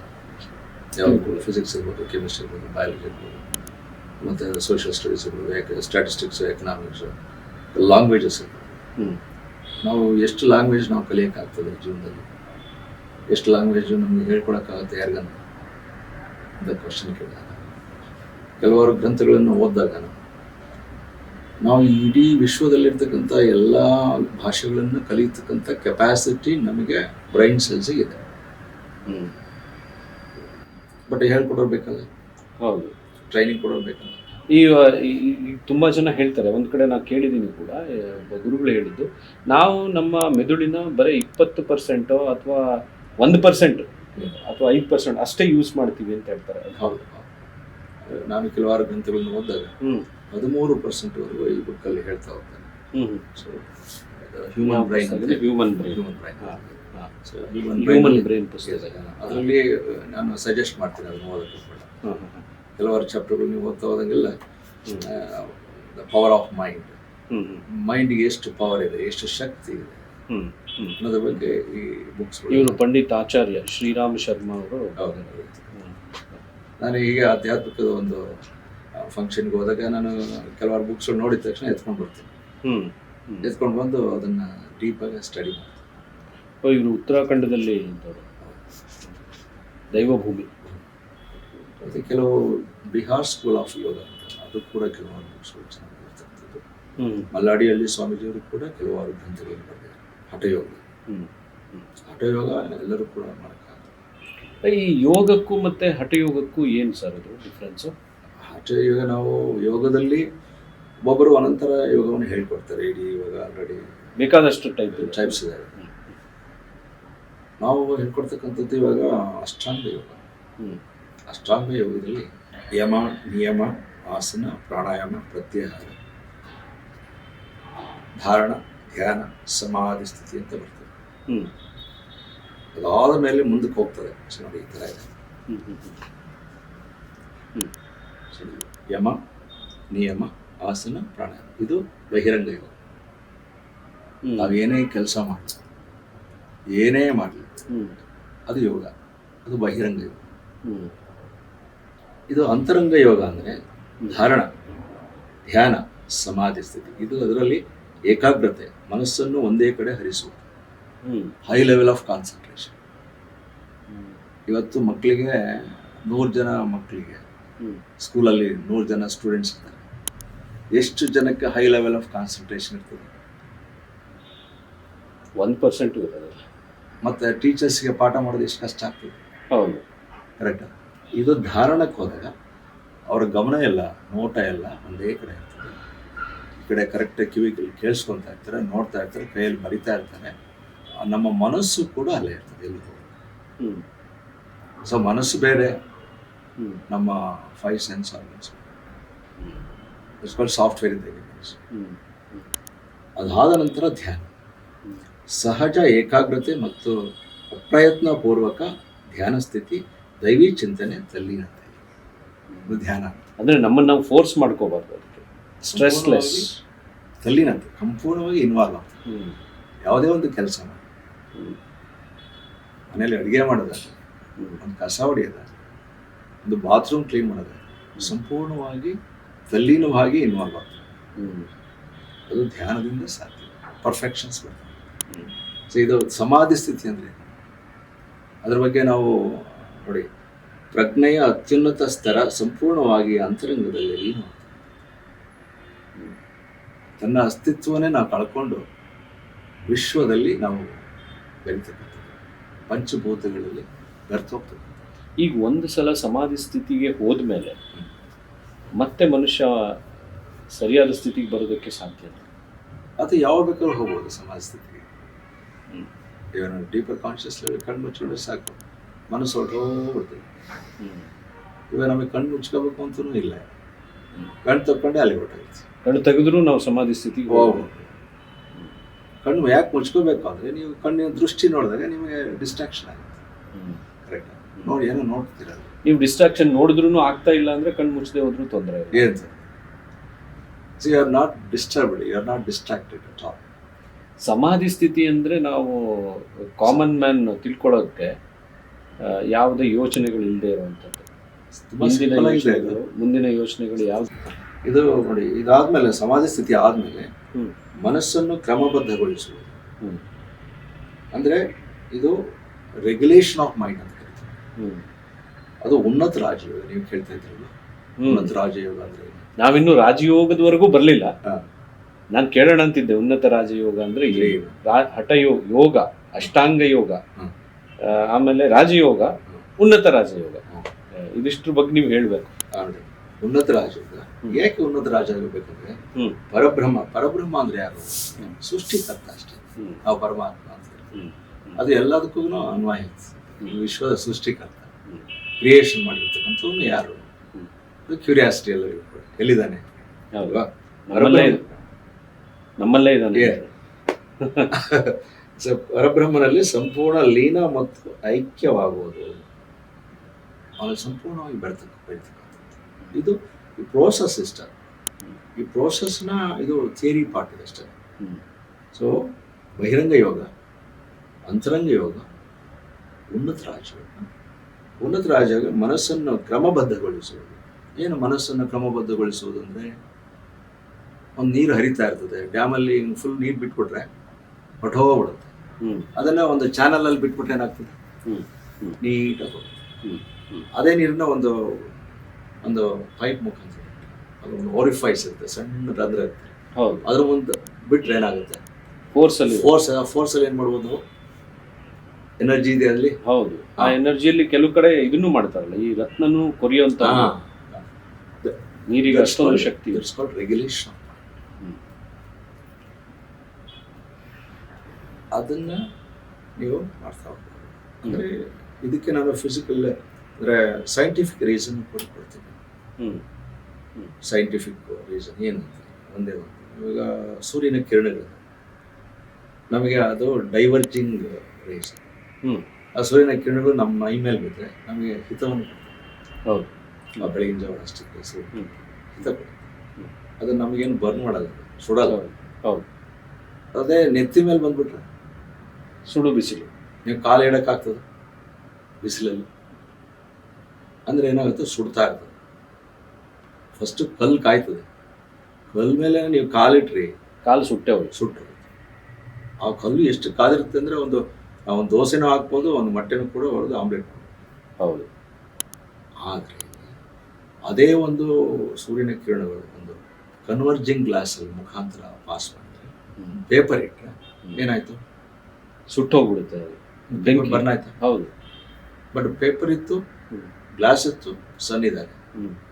ಬಟ್ ನೀವು ಹಿಂಗೆ ಅಲ್ಲಾಡ್ಸಲಾಗ್ತದೆ? ಹೌದು.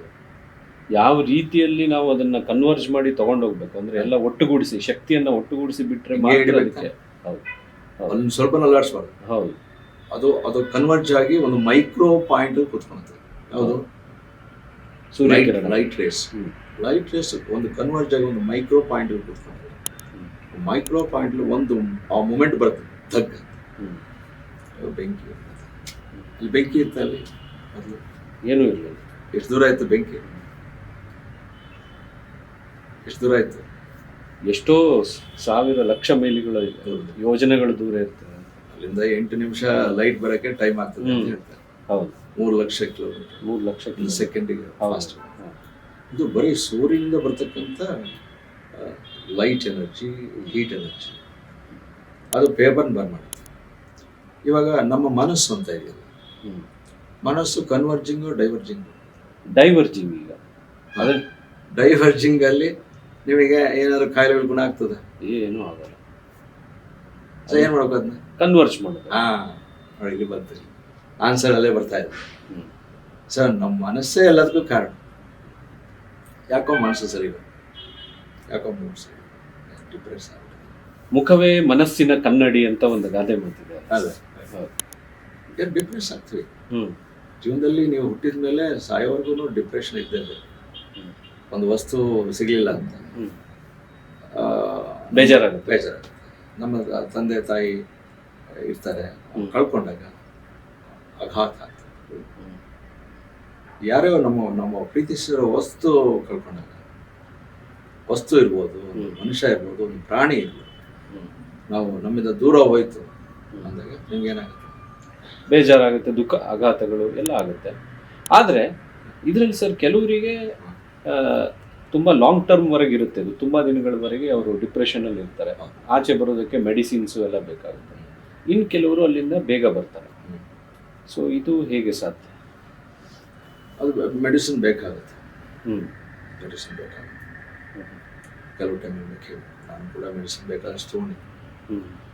ಇದರಿಂದ ಪಾಠ ಮಾಡ್ತಾ ಇದ್ದೆ. ಥ್ರೋಟ್ ಇನ್ಫೆಕ್ಷನ್ ಆಗುತ್ತೆ. ನಾಳೆ ಕ್ಲಾಸಿಗೆ ಹೋಗಲೇಬೇಕು. ಹೋಗಲಿಲ್ಲ ಅಂದರೆ ಸ್ಯಾಲ್ರಿ ಕಟ್ ಮಾಡ್ತಾರೆ, ಜಾಸ್ತಿ ದಿವಸ ರಜಾ ಕೊಡೋದು. ಪಾಠ ಮಾಡಿ ಮಾಡಿ ಥ್ರೋಟ್ ಇನ್ಫೆಕ್ಷನ್, ಅದು ಜ್ವರಕ್ಕೆ ಕನ್ವರ್ಟ್ ಆಗುತ್ತೆ. ಜ್ವರ ಆಯಿತು ಬಂತು, ಸಡನ್ನಾಗಿ ನಾನೇ ಬಂದು ಡಾಕ್ಟರ್ ಹತ್ರ ಹೋಗಿ ಆಂಟಿಬಯೋಟಿಕ್ಸ್ ಕೊಡ್ತಾರೆ, ಪೇಯ್ನ್ ಕಿಲ್ಲರ್ ಕೊಡ್ತಾರೆ. ಇಮಿಡಿಯೇಟ್ಲಿ 1 ದಿವಸ 2 ದಿವಸಕ್ಕೆ ರಿಲೀಫ್ ಆಗುತ್ತೆ. ತಕ್ಷಣ ನೆಕ್ಸ್ಟ್ ಹೋಗಿ ಪಾಠ ಮಾಡ್ತಾರೆ ಅಥವಾ ಏನೋ ಕೆಲಸ ಮಾಡ್ತಾರೆ. ಕರೆಕ್ಟ್. ಆಮೇಲೆ ಅದು ನಾವು ಆಂಟಿಬಯೋಟಿಕ್ಸು ಪೇಯ್ನ್ ಕಿಲ್ಲರ್ ತೊಗೊಂಡು ಒಳಗಡೆ ಏನಾಯಿತು ಅದ್ರ ಮೇಲೆ ಡಿಪೆಂಡ್ ಆಗಬಾರ್ದು. ಒಳಗಡೆ ಡ್ಯಾಮೇಜ್ ಆಗುತ್ತಾ ಇಲ್ವಾ? ಹೌದು. ಆಂಟಿಬಯೋಟಿಕ್ಸ್ ಗ್ಯಾಸ್ಟ್ರಿಕ್ ಬರೋದು, ಗ್ಯಾಸ್ಟ್ರಿಕ್ಗೆ ಇನ್ನೊಂದು ಪ್ರಾಬ್ಲಮ್ ಮಾತ್ರ ಅದೆಲ್ಲ ಸ್ಟಾರ್ಟ್ ಆಯಿತು. ಥ್ರೋಟ್ ಇನ್ಫೆಕ್ಷನ್ ಬಂತು. ಬೆಂಗಳೂರಲ್ಲಿ ತಿರುಗಾಡ್ಬೇಕಾದ್ರೆ ಸೈನಸ್ ಪ್ರಾಬ್ಲಮ್ ಬರುತ್ತೆ. Pollution, sound pollution, air pollution, food pollution, ನಮ್ಮ ನೋಟ, ವಿಡಿಯೋ, ಮೀಡಿಯಾ ಪೊಲ್ಯೂಷನ್, ಇವೆಲ್ಲವೂ ಕೂಡ ನಮ್ಮ ಮನಸ್ಸಿನ ಪರಿಣಾಮ. ಸರ್, ಈಗ ಯೋಗ ಅಂತ ಹೇಳ್ತೀವಿ ಅಂದರೆ, ಯೋಗ ಅಂದರೆ ನೀವು ಹೇಳಿದ್ರಿ ನಾವು ಬಾಹ್ಯವಾಗಿ ಏನೇನು ಕೆಲಸ ಮಾಡ್ತೀವಿ ಅದೆಲ್ಲದೂ ಯೋಗ ಅಂತ. ಮತ್ತು ಹಾಗಾದರೆ ಈ ಯೋಗ ಅಂತ ನಾವು ಬೆಳಗ್ಗೆ ಎದ್ದು ಸ್ಪೆಷಲ್ ಆಗಿ ಯಾಕೆ ಮಾಡಬೇಕು? ಅದಕ್ಕೂ ಮತ್ತೆ ಈ ಬಾಹ್ಯ ಚಟುವಟಿಕೆ ಯೋಗಕ್ಕೂ ಒಳ್ಳೆಯ ಕ್ವಶನ್ ಕೇಳಿದ್ವಿ. ಎಲ್ಲರಿಗೂ ಕೂಡ ಇದಿರ್ತಕ್ಕಂಥ, ನಾನು ಬೆಳಗ್ಗೆಯಿಂದ ಸಾಯಂಕಾಲ ಕೆಲಸ ಮಾಡ್ತೀನಿ, ನನಗೆ ಯಾವುದೋ ಯೋಗ ಬೇಡ. ಹೌದು, ನೀವು ಬೆಳಗ್ಗೆಯಿಂದ ಸಾಯಂಕಾಲ ತನಕ ಕೆಲಸ ಮಾಡ್ತೀರಿ, ಕಂಪ್ಯೂಟರ್ ಮೇಲೆ ಮುಂದೆ ಕೊಟ್ಟಿರ್ತೀರಿ, ಟೇಬಲ್ ಹತ್ರ ಕೂತ್ಕೊಂಡಿರ್ತೀರಿ, ಹೊಲದಲ್ಲಿ ಕೆಲಸ ಮಾಡ್ತೀರಿ, ಮನೇಲಿ ಕೆಲಸ ಮಾಡ್ತೀರಾ. ಆದರೆ ಅದು ಕೆಲಸ, ಅದನ್ನು ಯೋಗನೇ. ಬಟ್ ಅಲ್ಲಿ ಕೆಲಸ ಮಾಡಿಕೊಂಡು ಮನೆ ಬರೋ ಅಷ್ಟೊತ್ತಿಗೆ ನಿಮ್ದು ಎನರ್ಜಿ ಲೆವೆಲ್ ಎಲ್ಲಿಗೋಗಿರುತ್ತೆ? ಸುಸ್ತಾಗ್ಬಿಟ್ಟಿರ್ತೀವಿ, ಏನು ಊಟ ಮಾಡ್ತೀರಿ, ಮಲ್ಕೊಳ್ತೀರಿ, ಅಷ್ಟೇ. ನಿದ್ರೆ ಮಾಡ್ತೀರಿ, ಬೆಳಗ್ಗೆ ಎದ್ದು ಅದೇ ಕೆಲಸ ಕೊಡ್ತೀರಿ. ಬಟ್ ಬರ್ತಾ ಬರ್ತಾ ಬರ್ತಾ ಏನಾಗುತ್ತೆ, ನಿಮ್ಮದು ಬಾಡಿ ಡ್ಯಾಮೇಜ್ ಆಗ್ತಾ ಹೋಗುತ್ತೆ ಒಳಗಡೆ. ಸಣ್ಣ ಮಕ್ಕಳಿಗೂ ಕೂಡ ಕೆಲವು ಕಾಯಿಲೆಗಳು ಬರ್ತವೆ, ಇಮ್ಯುನಿಟಿ ಕಡಿಮೆ ಆಗ್ತದೆ ಮಕ್ಕಳಿಗೆ. ನಮ್ಮದು ಬಾಡಿನೂ ಕೂಡ ಡ್ಯಾಮೇಜ್ ಆಗ್ತಾ ಹೋಗುತ್ತೆ. ನಾನು ಹೇಳ್ತಕ್ಕಂಥದ್ದು, ನೀವು ಎಕ್ಸ್ಪೋಸ್ ಆಗ್ತೀರಾ ಇಲ್ಲಿ ಸಿಟಿ ಒಳಗೆ, ಎಸ್ಪೆಷಲಿ ಮೆಟ್ರೋಪಾಲಿಟನ್ ಸಿಟೀಸ್. ಇಲ್ಲಿದ್ರು ಕೂಡ ಬಿಡಲ್ಲ ಯಾವುದು ಕೂಡ ಕಾಯಿಲೆ ಬಿಟ್ಟಿಲ್ಲ ಯಾರಿಗೂ ಕೂಡ. ಹೌದು. ಈ ಆಸನ ಏನಕ್ಕೋಸ್ಕರ ಮಾಡಬೇಕು ಅಂತಂದರೆ, ಕೆಲವಾರು ಹಠಯೋಗ ಬೇಕಾಗುತ್ತೆ. ಹಠಯೋಗ ಅಂತಂದರೆ ಕೆಲವಾರು ಆಸನಗಳನ್ನು ಹಾಕಬೇಕು. ಪ್ರತಿಯೊಂದು ಆಸನದಲ್ಲಿ ಕೆಲವಾರು ಬೆನಿಫಿಟ್ಸ್ ಇದೆ. Secretion of hormones, hormone secretions. ಇವಾಗ ನೀವು ಡೈಜೆಸ್ಟಿವ್ ಸಿಸ್ಟಮ್ ಸರಿಯಾಗಿ ಜೀರ್ಣ ಆಗ್ತಿಲ್ಲ ಅಂದರೆ ಬಕ್ಪರ್ಲೆ ಮಾಡಿಕೊಂಡು, ಇವಾಗ ಪ್ರವನಾಸನ, ಹೊಟ್ಟೆ ಮೇಲೆ ಭಾರ ಬಿಟ್ಟು ಮಾಡ್ತಕ್ಕಂಥ ಆಸನ ಮಾಡಿ ಮಾಡಿ ಮಾಡಿ ಏನಾಗುತ್ತೆ, ನಿಮಗೆ ಇಲ್ಲಿ digestion becomes easy. So indigestion is the root cause for all the diseases. ಅದಾದಮೇಲೆ ನಿಮಗೆ ಗ್ಯಾಸ್ಟ್ರಿಕ್ ಪ್ರಾಬ್ಲಮ್ ಅನ್ನೋದು ಮೆಟ್ರೋಪಾಲಿಟನ್ ಸಿಟಿಲಿ ವಿಪರೀತ. ಹೌದು.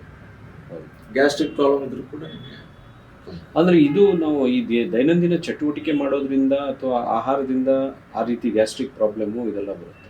So many reasons.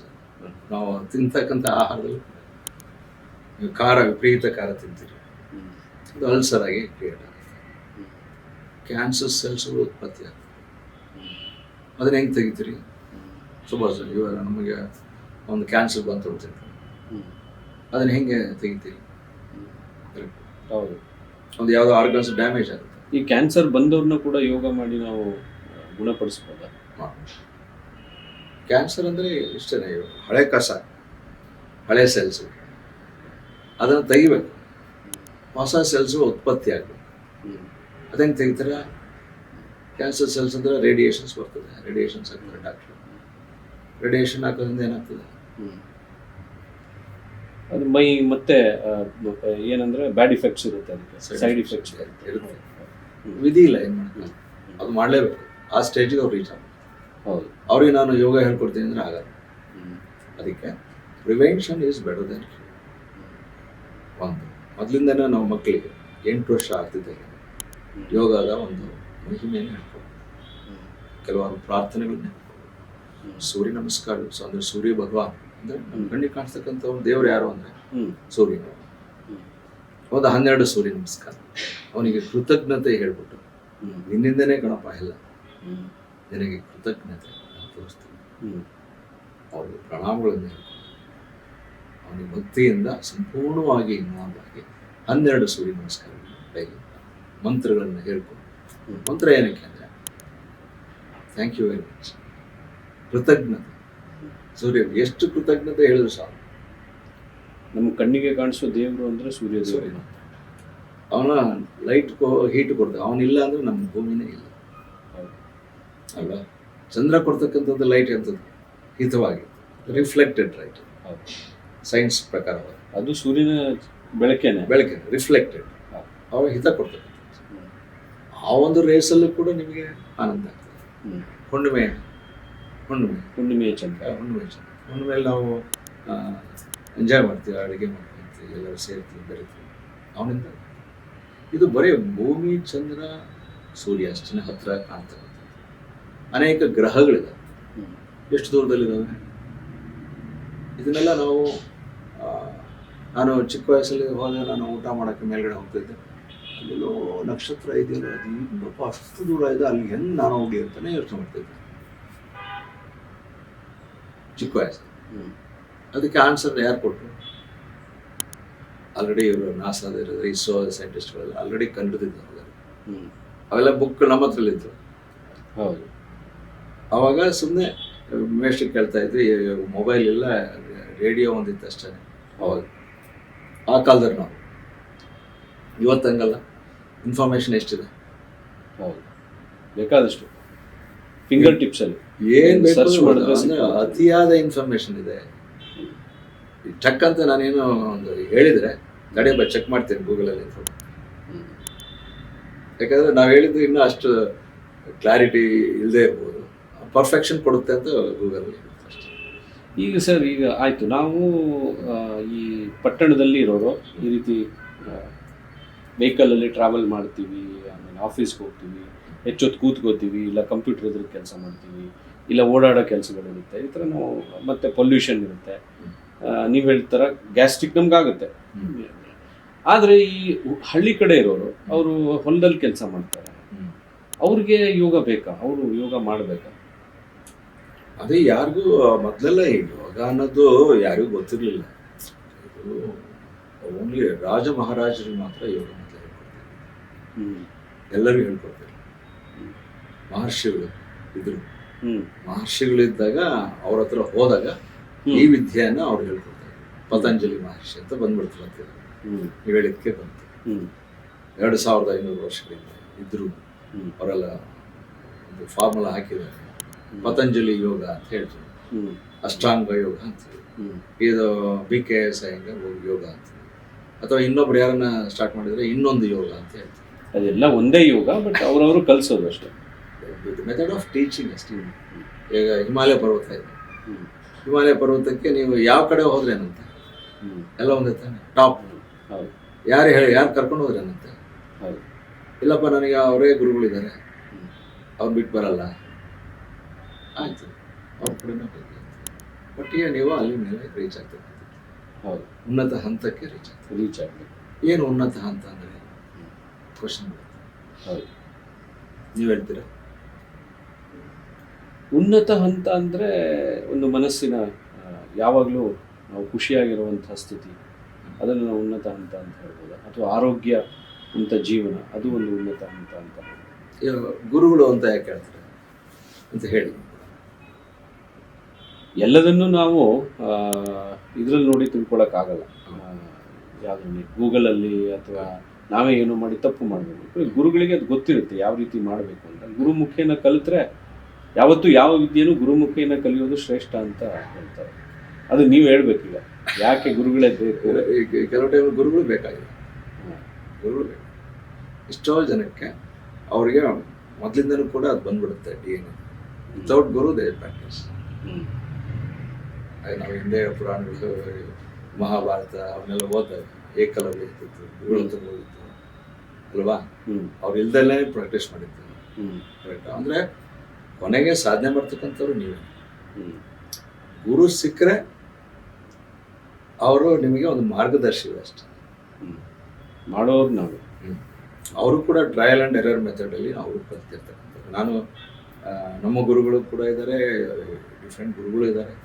ಮತ್ತು ಬುಕ್ಸ್ ಓದ್ತಿರಲ್ಲ, ಬುಕ್ಸ್ ಓದ್ಬೇಕಾದ್ರೆ ಅವರು ಫಿಸಿಕಲಿ ಸಿಗಲ್ಲ ಗುರುಗಳು. ಕರೆಕ್ಟಾ? ಈಗ ನನ್ನ ಗುರುಗಳು ಇಲ್ಲ, ಪ್ರಾಣವನ್ನು ತ್ಯಜಿಸಿದೆ. ಬಟ್ ಅವರು ಬರೆದಿರ್ತಕ್ಕಂಥ ಗ್ರಂಥಗಳು, ಆ ಒಂದು ಜ್ಞಾನ ಹೆಂಗೆ ಬಂತು? ಕರೆಕ್ಟಾ? ಜ್ಞಾನ ಎಲ್ಲ ಬಂದಿದ್ದು ವಿಶ್ವದಿಂದನೇ. ಆ ವಿಶ್ವದಿಂದ ಜ್ಞಾನ ಹೆಂಗೆ ಬಂತು? ಧ್ಯಾನ ಮಾಡಿ ಮಾಡಿನೇ ಬಂದಿತ್ತು. ಕರೆಕ್ಟ್. ಯಾವುದೇ ಗ್ರಂಥಗಳು ತಗೊಳ್ಳಿ, ಪುರಾಣಗಳನ್ನು ತಗೊಳ್ಳಿ, ಯಾರು ಬರೆದಿದ್ದು ಪುರಾಣಗಳನ್ನ? ಋಷಿ ಮುನಿಗಳು ಬರೆದಿದ್ದಾರೆ ಅಷ್ಟೇ. ಸೊ ಇವೆಲ್ಲ ನೋಡಿ ಗ್ರಂಥಗಳು, ಅವರಿಗೆ ಅದೆಲ್ಲ ಗೋಚರವಾಗಿತ್ತು, ಧ್ಯಾನದ ಮೂಲಕ ಅವರಿಗೆಲ್ಲ ಗೋಚರವಾಗಿತ್ತು. ಸರಿ, ಯೋಗಕ್ಕೆ ಮತ್ತೆ ಅಷ್ಟಾಂಗ ಯೋಗಕ್ಕೆ ಏನು? ಅಷ್ಟಾಂಗ ಯೋಗದಲ್ಲಿ ಯಮ ನಿಯಮ, ಯಮ ಡೂಸ್ ಅಂಡ್ ಡೋಂಟ್ಸ್, ಯಮ ನಿಯಮ, ಆಸನ. ಆಸನ ಅಂತಂದರೆ ಪೋಸ್ಟರ್ಸ್ ಅಷ್ಟೇ. ನಾವು ಕೂತ್ಕೊಂಡಿದ್ದೀವಿ, ಇದೊಂದು ಪೋಸ್ಟರ್. ಸ್ಟ್ರೈಟಾಗಿ ಕೂತ್ಕೊಂತೀವಿ, ಸ್ಟ್ರೈಟಾಗಿ ಕೂತ್ಕೋ, ಗಂಟೆಗಟ್ಟಲೆ ಕೂತ್ಕೋಬೇಕು. ಈಗ ವರ್ಟಿಬಲ್ ಕಾಲಮ್ ಸ್ಟ್ರೈಟ್ ಆಗಿ ಎಷ್ಟೊತ್ತು ಕೂತ್ಕೊಳಕ್ಕಾಗುತ್ತೆ? ಏನೋ ನಮ್ಮ ಹತ್ರ ಎಲ್ಲ ಒಂದು 10 ನಿಮಿಷ ಕೂತ್ಕೊಳ್ಬೇಕು. ಹಾಂ.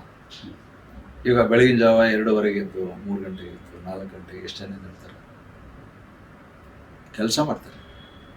ನೈಟ್ ಶಿಫ್ಟ್ ಅಂದ್ರೆ ಕೆಲಸ ಮಲಗ್ತಾರೆ ಅಷ್ಟೊತ್ತಿಗೆ. ಕೆಲಸ ಮಾಡಕ್ಕೆ ರೆಡಿ ಇದ್ದಾರೆ, ದುಡ್ಡು ಕೊಡ್ತಾರೆ. ಯೋಗ ಮಾಡೋಕ್ಕೆ 2:15 ಎದ್ದು ಬರಪ್ಪ ಅಂತ ಬರ್ತಾರೆ. ಶಿಫ್ಟಲ್ಲಿ ಕೆಲಸ ಮಾಡ್ತಾರೆ, ನೈಟ್ ಎಲ್ಲ ಶಿಫ್ಟ್. ಕರೆಕ್ಟ್. ಯೋಗ ಹೇಳ್ಕೊಡ್ತೀನಿ ಬಾರಪ್ಪ 4 ಗಂಟೆಗೆ ಅಂತ ಬರ್ತಾನೆ. ಇಲ್ಲಪ್ಪ ಮಾಡ್ಕೊ ಸರ್. ಅದನ್ನು ನಾನು ಹಠಯೋಗ ಏನಕ್ಕೆ ಬೇಕು ಅಂತ ನಾನು ಇವಾಗ ಬುಕ್ಸಲ್ಲಿ ನೀವು ಓದಿರ್ಬೋದು. ಈ 24 hours ನಮ್ಮ ದೇಹ ಮತ್ತು ಮನಸ್ಸಿನ ಸ್ಥಿತಿ ಇದೆ, ಬ್ರೈನ್ ವೈಬ್ರೇಷನ್ಸ್ ಇದೆ. ಅದನ್ನು ನಾವು ಜಾಗೃತ ಸ್ಥಿತಿ ಅಂತ ಕರಿತೀವಿ. ಇವಾಗ ನೀವು ಮಾತಾಡ್ತಾ ಇದ್ದೀವಿ, ಕಣ್ಣಲ್ಲಿ ಕಣ್ಣಿಟ್ಟು ನೋಡ್ತೀವಿ, ನೀವು ಕ್ವಶನ್ಸ್ ಕೇಳ್ತೀವಿ, ನಾನು ಆನ್ಸರ್ ಮಾಡ್ತೀನಿ. ಇದು ಜಾಗೃತ ಸ್ಥಿತಿಯಲ್ಲಿ ನಾನು ಹೇಳ್ತಾ ಇದ್ದೀನಿ ಅಷ್ಟೇ. ಇದಾದಮೇಲೆ ನಾವು ನಮ್ಮನ್ನು ಇಂಟರ್ವ್ಯೂ ಮಾಡ್ತೀರಿ, ನಾವು ಹೋಗ್ತೀನಿ ಅಂತ ಹೇಳ್ತೀವಿ. ಜಾಗೃತ ಸ್ಥಿತಿ, ಸ್ವಪ್ನ ಸ್ಥಿತಿ. ಸ್ವಪ್ನ ಅಂದರೆ ಕನಸುಗಳು. ನೀವು ಎಷ್ಟು ಕನಸು ಬಿದ್ದಿದೆ? ಹೌದು, ನನಗೆ ಎಷ್ಟು ಕನಸು ಬಂದಿಸ್ಬೋದು? ಎಲ್ಲರಿಗೂ ಕನಸು ಬಿದ್ದೇ ಬೀಳುತ್ತೆ. ಹಗಲು ಕನಸು ಇರ್ಬೋದು, ರಾತ್ರಿ ಕನಸು ಇರ್ಬೋದು. ಅದು ಒಂದು ಸ್ಟೇಜ್, ಸ್ವಪ್ನ ಸ್ಥಿತಿ. ಸುಷುಪ್ತಿ ಸ್ಥಿತಿ. ಸುಷುಪ್ತಿ ಅಂದರೆ ನನಗೂ ಕೂಡ ಗೊತ್ತಿರಲಿಲ್ಲ. ಡೀಪ್ ಸ್ಲೀಪ್ ಅಷ್ಟೇ, ಎಚ್ಚರನೇ ಇಲ್ಲ ನಿಮಗೆ. ಹಿಂಗಂದ್ರೂ ಕೂಡ ನೀವು ಹೆಚ್ಚಾಗ ಅಷ್ಟೋ ಕುಂಭಕರ್ಣ ಅಂತ ಆ ಸ್ಥಿತಿ. ಅದು ಕುಂಭಕರ್ಣ ನಿದ್ದೆ ಮಾಡ್ತಿಲ್ಲ, ಎದಳೆ ಓದಯ ಅಂತ. ಇಲ್ಲಲ್ಲ, ನಾನು ನಿದ್ರೆ ಜಾಸ್ತಿ ಆಯ್ತು ಓದಕ್ಕಾಗ. ಹೌದು, ಅಂದ್ರೆ ಅವಾಗ ಅದು ಆ ರೀತಿ ನಿದ್ರೆ ಯಾವಾಗ ಬರುತ್ತೆ ಅಂದ್ರೆ ಅವ್ರ ಮನಸ್ಸು ಅಷ್ಟು ಹಗುರವಾಗಿದ್ದಾಗ ಮಾತ್ರ. ಬಹುಶಃ ಮಕ್ಕಳಿಗೆ ಜಾಸ್ತಿ ನಿದ್ರೆ ಬೇಕಲ್ಲ, ಸಣ್ಣ ಮಕ್ಕಳಿಗೆ. ನಾವು ಕೆಲವಾರು ಗ್ರಂಥಗಳಲ್ಲಿ ಓದು ಅಪ್ ಟು 20 years ವರೆಗೂ ಬ್ರೈನ್ ಮೆಚುರಿಟಿ ಆಗ್ತಾ ಹೋಗುತ್ತೆ, ಬ್ರೈನ್ ಸೆಲ್ಸು ಡೆವಲಪ್ ಆಗ್ತವೆ. ಅಲ್ಲಿವರೆಗೂ ಚಿಕ್ಕ ಮಗುವಿಗೆ ಕ್ಯೂರಿಯಾಸಿಟಿ, ಅದೇನು ಇದೇನು, ಅದಕ್ಕೆ ಭಯ ಇಲ್ಲ. ಹಂಗೆ ಆಟ ಆಡ್ತಿದ್ದು ದಬ ಅಂತ ಬೀಳುತ್ತೆ. ನಾವು ಬಿದ್ದುಬಿಟ್ಟೇನಾಗುತ್ತೆ ಅಲ್ವಾ? ಅದಕ್ಕೆ ನಾವು ಕೆಲವ್ರಿಗೆ ಹೇಳ್ತೀವಿ, ವಯಸ್ಸನ್ನು ಕರೆಕ್ಟಾಗಿ ಇಲ್ಲಿಂದ ಸರಿಯಾಗಿ ಹೆಜ್ಜೆ ಇಡೋದು ಕಲ್ತ್ಕೊಳ್ಳಿ. ಸ್ವಲ್ಪ ಹೆಜ್ಜೆ ತಪ್ಪಿದ್ರೆ ಗಾಯ ಮಾಡ್ಕೊಂತಾರೆ ಬಿದ್ದು ಅಂತ ಹೇಳ್ತೀವಿ. ಅದಕ್ಕೆ ನಾವು ನಮ್ಮ ದೇಹವನ್ನು ಬ್ಯಾಲೆನ್ಸ್ ಆಗಿ ಇಟ್ಕೋಬೇಕು. ಇದು ಚಂದ್ರನಾಡಿ, ಸೂರ್ಯನಾಡಿ, ಸುಷುಮ್ನ ನಾಡಿ. So you get the balance ಇದೆ, ಕರೆಕ್ಟಾ? Equal balance, symmetry. ಅದಕ್ಕೆ ಸ್ಟ್ಯಾಂಡಿಂಗ್ ಆಸನ ಇಂಪಾರ್ಟೆಂಟ್. ಸೊ ಕೆಲವಾರು ಆಸನಗಳು ನೀವು ನೋಡಿರ್ಬೋದು, ಅಥವಾ ನಾನು ಕೂಡ ಮಾಡ್ತೀನಿ, ಹೇಳ್ಕೊಡ್ತೀನಿ. Standing asana important. ಕಾಲು ನಿಂತ್ಕೊಳ್ತೀನಿ, body balance. Knee joint problem ಇವತ್ತು ಎಷ್ಟು ಜನಕ್ಕಿದೆ ನಾನು ಹೇಳ್ತೇನೆ, ಅವ್ರು ಕರ್ಕೊಂಡು ಬನ್ನಿ, ನಾನು ರೆಡಿ ಮಾಡ್ತೀನಿ. ತುಂಬ ಸಿಂಪಲ್ಲೇ. ಅವ್ರು ಮಾಡಲ್ಲ, ಅಭ್ಯಾಸ ಮಾಡಲ್ಲ, ದಿನನಿತ್ಯ ಪ್ರಾಕ್ಟೀಸ್. ನೋವಿದ್ರಾಗ ಅವ್ನು ಹೆಂಗೆ ಪ್ರಾಕ್ಟೀಸ್ ಮಾಡಕ್ಕೆ? ಅದೇ ಮತ್ತೆ ಡ್ಯಾಮೇಜ್ ಮಾಡ್ಕೊಂಡಿದ್ದಾರೆ. ಇನ್ನೂ ಡ್ಯಾಮೇಜ್ ಆಗ್ತಲೇ ಇರ್ತದೆ. ಹ್ಮ್. ಇನ್ನೂ ಡ್ಯಾಮೇಜ್ ಆಗಿರುತ್ತೆ ಅಂತ ತಿಳ್ಕೊಳ್ಳಿ, ಅದು ತಂದ್ಬಿಟ್ಟು ನಾನು ರೆಡಿ ಮಾಡ್ತೀನಿ ಸ್ವಲ್ಪ. ಹ್ಮ್. ಅದು ಚಕ್ರ ನಾಡಿಗಳನ್ನು ಶುದ್ಧೀಕರಣ ಮಾಡಬೇಕು, ಹ್ಮ್. ಅಲ್ಲಿ ಮಸಲ್ ಬೆಳಿಬೇಕು, ಹ್ಮ್. ನೀ ಜಾಯಿಂಟು, ಇದು ಈ ಆಯಿಲ್ ಹ್ಮ್. ಏನೋ ಹೌದು, ಅಲ್ಲಿ ಇದಕ್ಕೆ lubrication. ಸ್ಕೂಟ್ರ್ ನಾವು ಎಲ್ಲ ನೀಟಾಗಿ ತೆಗೆದು ಕಸ ಎಲ್ಲ ತೆಗೆದ್ಬಿಟ್ಟು ಮತ್ತೆ ಅದು ಎಣ್ಣೆ ಹಾಕ್ಬಿಟ್ಟು ಮತ್ತೆ ರೆಡಿ ಮಾಡ್ತಿರ್ತಾನೆ. ಹೌದು ಹೌದು. ಬಟ್ ನಮ್ಮ ದೇಹನ ಎಷ್ಟು ಚೆನ್ನಾಗಿ ನೋಡ್ಕೊಂತೀರ ನೀವು? ಕೆಲಸ ಮಾಡ್ತೀವಿ ವಿಪರೀತ, ಈ ಡ್ಯಾಮೇಜ್ ಮಾಡ್ಕೊಡ್ತೀವಿ, ಎಸ್ಪೆಷಲಿ ನಿಜ. ನಮ್ಮ ಜೊತೆಗೆ ಇರುವಂತಹ ಕೊನೆಯವರೆಗೂ ಇರುವಂತಹ ಮಿತ್ರ ಅಂದ್ರೆ ನಮ್ಮ ದೇಹ. ಹಾಂ, ಹೌದು, ಅದನ್ನೇ ನಾವು ನೆಗ್ಲೆಕ್ಟ್ ಮಾಡ್ತೀವಿ. ಅದನ್ನೇ ದೇಹವೇ ದೇಗುಲ, ಆತ್ಮವೇ ದೇವರು ಅಂದ್ಬಿಟ್ಟು ಬಸವಣ್ಣನು 12ನೇ ಶತಮಾನದಲ್ಲಿ ಹೇಳ್ತಾರೆ. ಅನೇಕ ಗ್ರಂಥಗಳಿದ್ದಾವೆ, ಓದಬೇಕು. ಸರಿ, ಯೋಗ ಮತ್ತೆ ಅಷ್ಟಾಂಗ ಯೋಗ ಎರಡೂ ಒಂದೇ? ಅಷ್ಟಾಂಗ ಯೋಗದಲ್ಲಿ ಅದಕ್ಕೆ ಡಿಫ್ರೆನ್ಸ್ ಯಾವುದಿಲ್ಲ. ಇದು ನಿಮ್ಮ ದೇಹ, ನಂದು ದೇಹ ಆಗುತ್ತೆ. ಯೋಗ ಅಷ್ಟ ಅಂಗಗಳು ಅಷ್ಟೇ, ಅವುಗಳನ್ನು ಉಪಯೋಗಿಸ್ ಮಾಡೋದಂತಂದ್ರೆ ಅದರಲ್ಲಿ ಅದನ್ನು ಹೇಳಿ ಯಮ ನಿಯಮ ಎಲ್ಲ ರೂಲ್ಸ್ ಅಂಡ್ ರೆಗ್ಯುಲೇಷನ್ಸ್ ನಾನು ಹೇಳ್ತಾ ಕೂತ್ಕೊಂಡೆ ಬೆಳಗ್ಗೆ ಸಾಯಂಕಾಲ ತನಕ. ನನ್ನ ಹತ್ರ ಬರ್ತಾರೆ ಯಾರನ್ನ, ಅವ್ರಿಗೆ ಎಷ್ಟು ಬೇಕೋ ಅಷ್ಟು ಹೇಳ್ಬೇಕು. ಹೌದು, ಜಾಸ್ತಿ ಅವೆಲ್ಲ ಹೇಳಕ್ ಹೋಗ್ಬಾರ್ದು. ಫಸ್ಟ್ ಬಾರಪ್ಪ ಒಂದೆರಡು ಆಸನಗಳು ಹೇಳ್ಕೊಡ್ತೀನಿ. ನನಗೆ ಪಲ್ಟಿ ಹೊಡೆಯೋದು ಇಷ್ಟ. ಫಸ್ಟ್ ಪಲ್ಟಿ ಓಡಿಸ್ಬೇಕು. ಚಿಕ್ಕ ಮಕ್ಕಳಿಗೆ ಅದೇ ತಾನೇ ಇಷ್ಟ. ಎರಡು ಕೈ ಮೇಲೆ ತೋರಿಸ್ತೀನಿ, ಬರಪ್ಪ ಫುಲ್ ಆರ್ಮ್ ಬ್ಯಾಲೆನ್ಸು ಗೊತ್ತಿದೆ ಕಲಿಸ್ಕೊಂಡು. ಈ ಯೋಗದ ಬಗ್ಗೆ ಹೇಳಿದ್ರಿ, ಚಕ್ರಗಳ ಬಗ್ಗೆ ಹೇಳಿದ್ರಿ. ಎಷ್ಟು ಒಟ್ಟು 6 ಚಕ್ರಗಳು ನಮ್ಮ ದೇಹದಲ್ಲಿ ಇದಾವೆ. ಒಂದು ಫೀಲಿಂಗ್, ಅದು ನಿಜವಾಗ್ಲೂ ಇರಬೇಕು ಅಂತ. ಮೇಜರ್ ಚಕ್ರಗಳು 3, 4, 5, 6, 7 ಚಕ್ರಗಳು. 72,000 ನಾಡಿಗಳಿದಾವೆ. ಅವನ್ನೆಲ್ಲ ಎಣ್ಸಕ್ಕಾಗತ್ತೆ? 72,000 ನಾಡಿಗಳು ಹಿಂಗೆ ಬೆಳಗಿನ ಸಾಕಂತ ಎಣ್ಸಕ್ಕಾಗತ್ತೆ? ನಾಡಿ ಓಪನ್ ಆಗೋದು ಹೆಂಗ್ ಗೊತ್ತಾಗುತ್ತೆ ಅಂದ್ರೆ, ನಿಮಗೆ ದೇಹದಲ್ಲಿ ಸೌಂಡ್ ಬರುತ್ತೆ, ಟಕ್ ಟಕ್ ಟಕ್ ಟಕ್ ಅಂತ ಸೌಂಡ್ ಬರುತ್ತೆ. ನಾನು ಕೂತೆದ್ದೇಳಿಸ್ತೀನಿ, 10 ಕೂತೆದ್ದೇಳಿಸಿದಾಗ ಇಲ್ಲಿ ನಿಮಗೆ ಟಕ್ ಟಕ್ ಟಕ್ ಟಕ್ ಅಂತ ಸೌಂಡ್. ಕೆಲವರು ಆಸನಗಳು ಮಾಡಿಸ್ತೀನಿ, ಮಾಡೋಕ್ಕಾಗಲ್ಲ. ಅವಾಗೇನಾಗುತ್ತೆ, ನಿಮಗೆ ಸ್ಕ್ವೀಸ್ ಮಾಡ್ತೀವಿ, ಟ್ವಿಸ್ಟ್ ಮಾಡ್ತೀವಿ, ಬಟ್ಟೆ ಹಿಂಡ್ತೀವಲ್ಲ,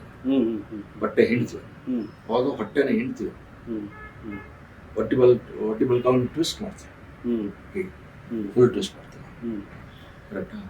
ಚಕ್ರಾಸನ ಮಾಡ್ತೀವಿ, forward bend, backward bend, special ಆಸನ, ರಿವರ್ಸ್ ಮಾಡ್ತೀವಿ, ಸರ್ವಾಂಗಾಸನ, ಹಲಾಸನ, ಪ್ರೀತಕರ, ಧನುರಾಸನ. ಒಟ್ಟು ಎಷ್ಟು ಆಸನಗಳು ಸರ್? ಪಕ್ಷಿಗಳ ಹೆಸರೆಲ್ಲ ಇಟ್ಟಿದ್ದಾರೆ, ಋಷಿ ಮುನಿಗಳ ಹೆಸರೆಲ್ಲ ಇಟ್ಟಿದ್ದಾರೆ ಅಲ್ವಾ? ಹೌದು. ನಾವು ಇನ್ನೊಂದು ಹೆಸರು ಇಡ್ಬೋದು.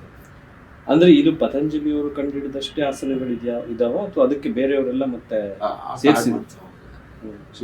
ಇವಾಗಿನ ಮಕ್ಕಳು ಹೆಂಗೆ ಬೆಂಡ್ ಮಾಡ್ತಾರೆ ನಮಗೆ ಆಶ್ಚರ್ಯ.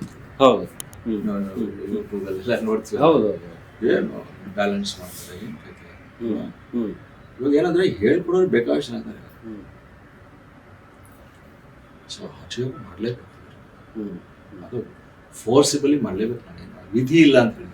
ಹಠಯೋಗ ಅಂದ್ರೆ ಯೋಗನೇ. ನಾವು ಯೋಗ ಅಂದ್ರೆ ಇವಾಗ ಒಂದು ಯಾವುದೋ ಒಂದು ಕಾಯಿಲೆ ಬಂದಿರುತ್ತೆ, ಆಗಲ್ಲಪ್ಪ ಆಗೋಯ್ತು, ನಿನ್ನ ಕಾಯಿಲೆ ಬಂತು, ಹೊರಟೋಗ್ತೀನಿ, ಹಠಕ್ಕೆ ಬಿದ್ದು ಮಾಡುವಂತ ಹಠಯೋಗ. ಎಲ್ಲರೂ ಹೇಳ್ತಾರೆ, ಇಡೀ ವಿಶ್ವವೇ ಹೇಳುತ್ತೆ, ಕಾಯಿಲೆ ಗುಣ ಮಾಡ್ಸಕ್ಕಾಗಲ್ಲ. ಬಟ್ ನಿಮ್ದು ವಿಲ್ ಪವರ್ ಏನಿರುತ್ತೆ, ನಾನು ಐ ವಾಂಟ್ ಟು ಲೀವ್, ಏನೋ ಡ್ಯಾಮೇಜ್ ಆಗ್ಬಿಟ್ಟಿದೆ ದೇಹ, ಮನಸ್ಸಲ್ಲಿ ಬಂದಾಗ ನಾನು ಬದುಕಬೇಕು ಅಷ್ಟೇ. ಅವಾಗ ಏನಾಗುತ್ತೆ, ಗುರುಗಳು ಹುಡ್ಕೊಂಡು ಹೋಗ್ತೀರಾ ಅಥವಾ ಗುರುಗಳೇ ನಿಮ್ಮ ಹತ್ರ ಬಂದ್ಬಿಡ್ತಾರೆ. ಈ ಕ್ಲಿಷ್ಟಕರವಾದ ಆಸನಗಳೆಲ್ಲ ಹಠಯೋಗದಲ್ಲಿ ಬರುತ್ತೆ. ಕಾಂಪ್ಲೆಕ್ಸ್ ಆಸನ, ಸಿಂಪಲ್ ಆಸನ ನಾನು ಹೇಳ್ಕೊಡ್ತಕ್ಕಂಥ ತುಂಬ ಸಿಂಪಲ್ ಆಸನ. ಈಗ ನಾವು ಕೆಲವಾರು ಏಜ್ ಲೆವೆಲ್ಗೆ ಡಿಫ್ರೆಂಟಾಗಿ ಹೇಳ್ಕೊಡ್ತೀವಿ. ಮಕ್ಕಳಿಗೆ ಇವಾಗ 8 ವರ್ಷದ ಮಕ್ಕಳಿಗೆ ನಾವು ಸ್ಲೋ ಆಸನ ಮಾಡ್ತೀವಿ, ಆಮೇಲೆ ಅವ್ರಿಗೆ ಕಾಂಪ್ಲೆಕ್ಸ್ ಆಸನ ಹೇಳ್ಕೊಡ್ತೀವಿ. ಕೆಲವರು ಜಿಮ್ನಾಸ್ಟಿಕ್ ಹೋಗ್ತಾರೆ, ಜಿಮ್ಗೆ ಹೋಗ್ತಾರೆ, ಕರಾಟೆಗೆ ಹೋಗ್ತಾರೆ, ಸ್ಪೋರ್ಟ್ಸ್ ಇದೆ, ಕ್ರಿಕೆಟ್ ಇದೆ, ಸೋ ಮೆನಿ ಸ್ಪೋರ್ಟ್ಸ್ ಇದೆ, ಸ್ವಿಮ್ಮಿಂಗ್ ಇದೆ. ಬಟ್ ಬೇಸಿಕ್ ಏನು, ಬೇಸಿಕ್ ಈಸ್ ಯೋಗದಲ್ಲಿ ಅಂದರೆ ಇಟ್ಸ್ಕೊಳ್ಳೋ ಹೈ ಲೆವೆಲ್ ಆಫ್ ಕಾನ್ಸಂಟ್ರೇಷನ್. ಇವಾಗ ನಾವು ಬ್ರೂಸ್ಲಿ ಇರ್ಬೋದು, ಜಾಕಿ ಚಾನ್ ಇರ್ಬೋದು, ಅನೇಕ ನಮ್ಮ ಇಂಡಿಯಾದಲ್ಲೇ ಅಚೀವ್ ಮಾಡಿರ್ತಕ್ಕಂಥದ್ದು. ಅವರು ಎಲ್ಲವನ್ನು ಕರಾಟೆ ಆಗಲಿ ಜಿಮ್ ಆಗಲಿ ಎಲ್ಲ ಧ್ಯಾನಕ್ಕೆ ಕೂತ್ಕೊಂತಾರೆ. ಮ್ಯಾನಿಪುಲೇಷನ್. ಧ್ಯಾನ ಧ್ಯಾನ ಅಂದರೆ ಯೋಗಕ್ಕೆ ಮತ್ತು ಧ್ಯಾನಕ್ಕೆ ಏನಿದೆ ಸರ್? ಇವಾಗ ರಿಸರ್ಚ್ ಪ್ರಕಾರ ಮಾಡಿರ್ತಕ್ಕಂಥದ್ದು ಯಮ ನಿಯಮ ಆಸನ ಪ್ರಾಣಾಯಾಮ ಪ್ರತ್ಯಾಹಾರ ಧಾರಣ ಧ್ಯಾನ. ಇವಾಗ ನಾನು ಯಾವ ಲೆವೆಲ್ಗೆ ಇದ್ದೀನಿ ಅಂತ ಧ್ಯಾನವನ್ನು ಡೈರೆಕ್ಟ್ ಹೇಳ್ಕೊಡ್ತೀನಿ, ಅಂದರೆ ಬೈಪಾಸ್ ಮಾಡ್ತೀನಿ ಅದನ್ನು. ಕೆಲವರಿಗೆ ಕೆಲವು ಆಸನ ಮಾಡೋಕ್ಕಾಗಲ್ಲ, ವಯಸ್ಸಾಗಿದೆ, ಎದ್ದಳಕ್ಕೂ ಆಗಲ್ಲ, ಅವ್ರಿಗೆ ನಾನು ಡೈರೆಕ್ಟೇ ಧ್ಯಾನ ಹೇಳ್ಕೊಡ್ತೀನಿ. ಯಮ ನಿಯಮ ಆಸನ ಪ್ರಾಣಾಯಾಮ ಪ್ರತ್ಯಾಹಾರ ಧಾರಣ ಧ್ಯಾನ. ಧ್ಯಾನ ಸಮಾಧಿ ಸ್ಥಿತಿ. ಸಮಾಧಿ ಸ್ಥಿತಿಗೆ ಹೋದಾಗ ಜಸ್ಟ್ ಲೈಕ್ ಅನಸ್ತೇಷಿಯಾ ಕೊಟ್ಟಂಗೆ. ಅನಸ್ತೇಷಿಯಾ ಕೊಡ್ತಾರಲ್ವ ಡಾಕ್ಟರ್ಗಳು, ಯಾವುದೋ ಡ್ಯಾಮೇಜ್ ಆಗಿದೆ, ಅನಸ್ತೇಷಿಯಾ ಕೊಟ್ಟು ಆಪ್ರೇಷನ್ ಮಾಡ್ತಾರೆ. ಅನಸ್ತೇಷಿಯಾ ಕೊಟ್ಟಾಗ ನೋವಾಗಲ್ಲ ತಾನೆ, ಅದು ಆ ಕಡೆ. ನೋವನ್ನ ಉಪಶಮನ ಮಾಡೋಕ್ಕೋಸ್ಕರ ನಾವು ಬೇರೆ ಬೇರೆ ಮಾರ್ಗಗಳನ್ನು ಹುಡ್ಕೊಂಡಿದ್ದೀವಿ, ಕರೆಕ್ಟಾ? ಇದು ಈ ಮಾರ್ಗ ಎಂಥದ್ದು ಅಂದರೆ, ಇದು ಜಾಗೃತ ಸ್ವಪ್ನ ಸ್ಥಿತಿ, ಸುಷುಪ್ತಿ ಸ್ಥಿತಿ, ತುರಿಯಾ ಸ್ಥಿತಿ ಹೋದಾಗ ಧ್ಯಾನದಲ್ಲಿ ಕೂತ್ಕೊಂಡಿರ್ತೀರಾ, ನಿದ್ರೆ ಮಾಡ್ತಾ ಇರ್ತೀರಾ, ಎಚ್ಚರವಾದ ಸ್ಥಿತಿಯಲ್ಲಿರ್ತೀರ, ನಿಮಗೆ ಏನಾಗ್ತದೆ ಅಂತ ಗೊತ್ತಾಗ್ತದೆ. ಅದು ತುರಿಯಾ ಸ್ಟೇಟ್ ಆಫ್ ಮೈಂಡ್. ನನಗೂ ಕೂಡ ಗೊತ್ತಿಲ್ಲ, ಎಷ್ಟೋ ಜನರಿಗೆ ಗೊತ್ತಿಲ್ಲ ಇವತ್ತು ಕೂಡ, ಕೆಲವರಿಗೆ ಮಾತ್ರ ಚೆನ್ನಾಗಿ ಗೊತ್ತು. ಆ ತುರಿಯಾ ಸ್ಟೇಟ್ ಆಫ್ ಮೈಂಡಿಗೆ ನೀವು ಯಾವಾಗ ರೀಚ್ ಆಗ್ತೀರಿ, ಸ್ವಲ್ಪ ಉನ್ನತ ಹಂತ, ಅಷ್ಟು ಸುಲಭವಾಗಿ ಹೋಗ್ತಕ್ಕಂಥದ್ದು. ಅದಕ್ಕೆ ಸಮರ್ಥ ಗುರುಗಳ ಗರಡಿಯಲ್ಲಿ ಅಭ್ಯಾಸ ಮಾಡಬೇಕು. ನೋಡಿ, ಇಲ್ಲಿ ಗುರುಗಳು ಅಂದ್ರೆ ಯಾರು ಅಂತ ಗೊತ್ತಾಗತ್ತ. ಯಾಕೆಂದ್ರೆ ಅದರ ಸೈಂಟಿಫಿಕ್ ರೀಸನ್ಸ್. ನನಗೆ 41 ವರ್ಷಗಳೆಲ್ಲ ಹೇಳ್ಕೊಡ್ತಾರೆ. 41 ವರ್ಷದಲ್ಲಿ ನಾನು ಹಠಯೋಗ ಮಾಡಿರೋದು, ಆಸನಯೋಗ ಮಾಡಿದ್ದೀನಿ, ಸ್ಟೇಟ್ ಒಲಿಂಪಿಕ್ಸ್ ಅಲ್ಲಿ ಪಾರ್ಟಿಸಿಪೇಟ್ ಮಾಡಿದ್ದೀನಿ. ಆದರೆ ಸಮರ್ಥ ಗುರುಗಳು ಯಾಕೆ ಸಿಕ್ಕರು ನನಗೆ? ನಾನು ಅಂದ್ಕೊಂಡಿದ್ದ, ನನಗೂ ಗೊತ್ತು ಬಿಡು ಇನ್ನೇನು ಹೋಗುದ ಗುರುಗಳ ಹತ್ರ ಅಂತ ನಾನು ಅಂದ್ಕೊಂಡು ಹೋಗಿದ್ದೆ. ಆಮೇಲೆ ಅವರು ಹೋಗಿ ನಾನು 3.5 ವರ್ಷ ಅವ್ರ ಜೊತೆಗಿದ್ದಾಗ ಅವರು ನನ್ನ ದೇಹದ ಮೇಲೆ ಯಾವ ಥರ ಪರಿಣಾಮ ಬಿಟ್ಟರು, ನಮ್ಮಲ್ಲಿರ್ತಕ್ಕಂಥ ಕಲ್ಮಶವನ್ನು ಹೆಂಗೆ ತೆಗೆದ್ರು ಅನ್ನೋದು ಎಷ್ಟೋ ವರ್ಷಗಳಾದ್ಮೇಲೆ ನನಗೆ ಗೊತ್ತಾಯ್ತು. ಹಳ್ಳಿ ಕಡೆ ಇರೋರು, ಅವರು ಹೊಲದಲ್ಲಿ ಕೆಲಸ ಮಾಡ್ತಾರೆ, ಅವ್ರಿಗೆ ಯೋಗ ಬೇಕಾ? ಅವರು ಯೋಗ ಮಾಡಬೇಕಾ? ಮೊದಲೆಲ್ಲ ಯೋಗ ಅನ್ನೋದು ಯಾರಿಗೂ ಗೊತ್ತಿರಲಿಲ್ಲ, ಎಲ್ಲರಿಗೂ ಹೇಳ್ಕೊಡ್ತಾರೆ. ನಾವು ಬೆಳಗ್ಗೆ ಎದ್ದು ಇದನ್ನ ಪ್ರಯತ್ನ ಮಾಡಲೇಬೇಕು. ಬ್ರಾಹ್ಮಿ ಮುಹೂರ್ತ ಅಂತ ಏನು ಹೇಳ್ತೀವಿ, ಸೂರ್ಯ ಉದಯಿಸೋಕ್ಕಿಂತ ಮುಂಚೆ. ಹುಟ್ಟೋದಕ್ಕಿಂತ ಮುಂಚೆ ಎಲ್ಲಿಂದ ಬಂದ್ರಿ? ಸತ್ತಾನಂತರ ಎಲ್ಲಿಗೆ ಹೋಗ್ತೀವಿ? ವಿಧಾನಸೌಧದಲ್ಲಿ ಕೂಡ ಯೋಗ ಹೇಳ್ಕೊಡ್ಬೇಕು ಅಂತ ನನ್ನ ಇಚ್ಛೆ ಇದೆ. ನಾವು ಕಲ್ತಿದ್ದು ಡಾಕ್ಟರ್ ರಾಜ್ಕುಮಾರಿಂದ ಅಪಾರ. ನಿಮ್ಮ ಯೋಗ ಕಲಿಯುವಿಕೆಗೆ, ಯೋಗ ಸಾಧನೆಗೆ ಡಾಕ್ಟರ್ ರಾಜ್ಕುಮಾರ್ ಅವರು ಕೂಡ ಸ್ಫೂರ್ತಿ. ಶವಾಸನ ಅಂತ ಹೇಳಿದ್ವಿ. ಶವ ಆಸನ ಅಷ್ಟೇ, ನಾವು ಶವ ಅಲ್ಲ.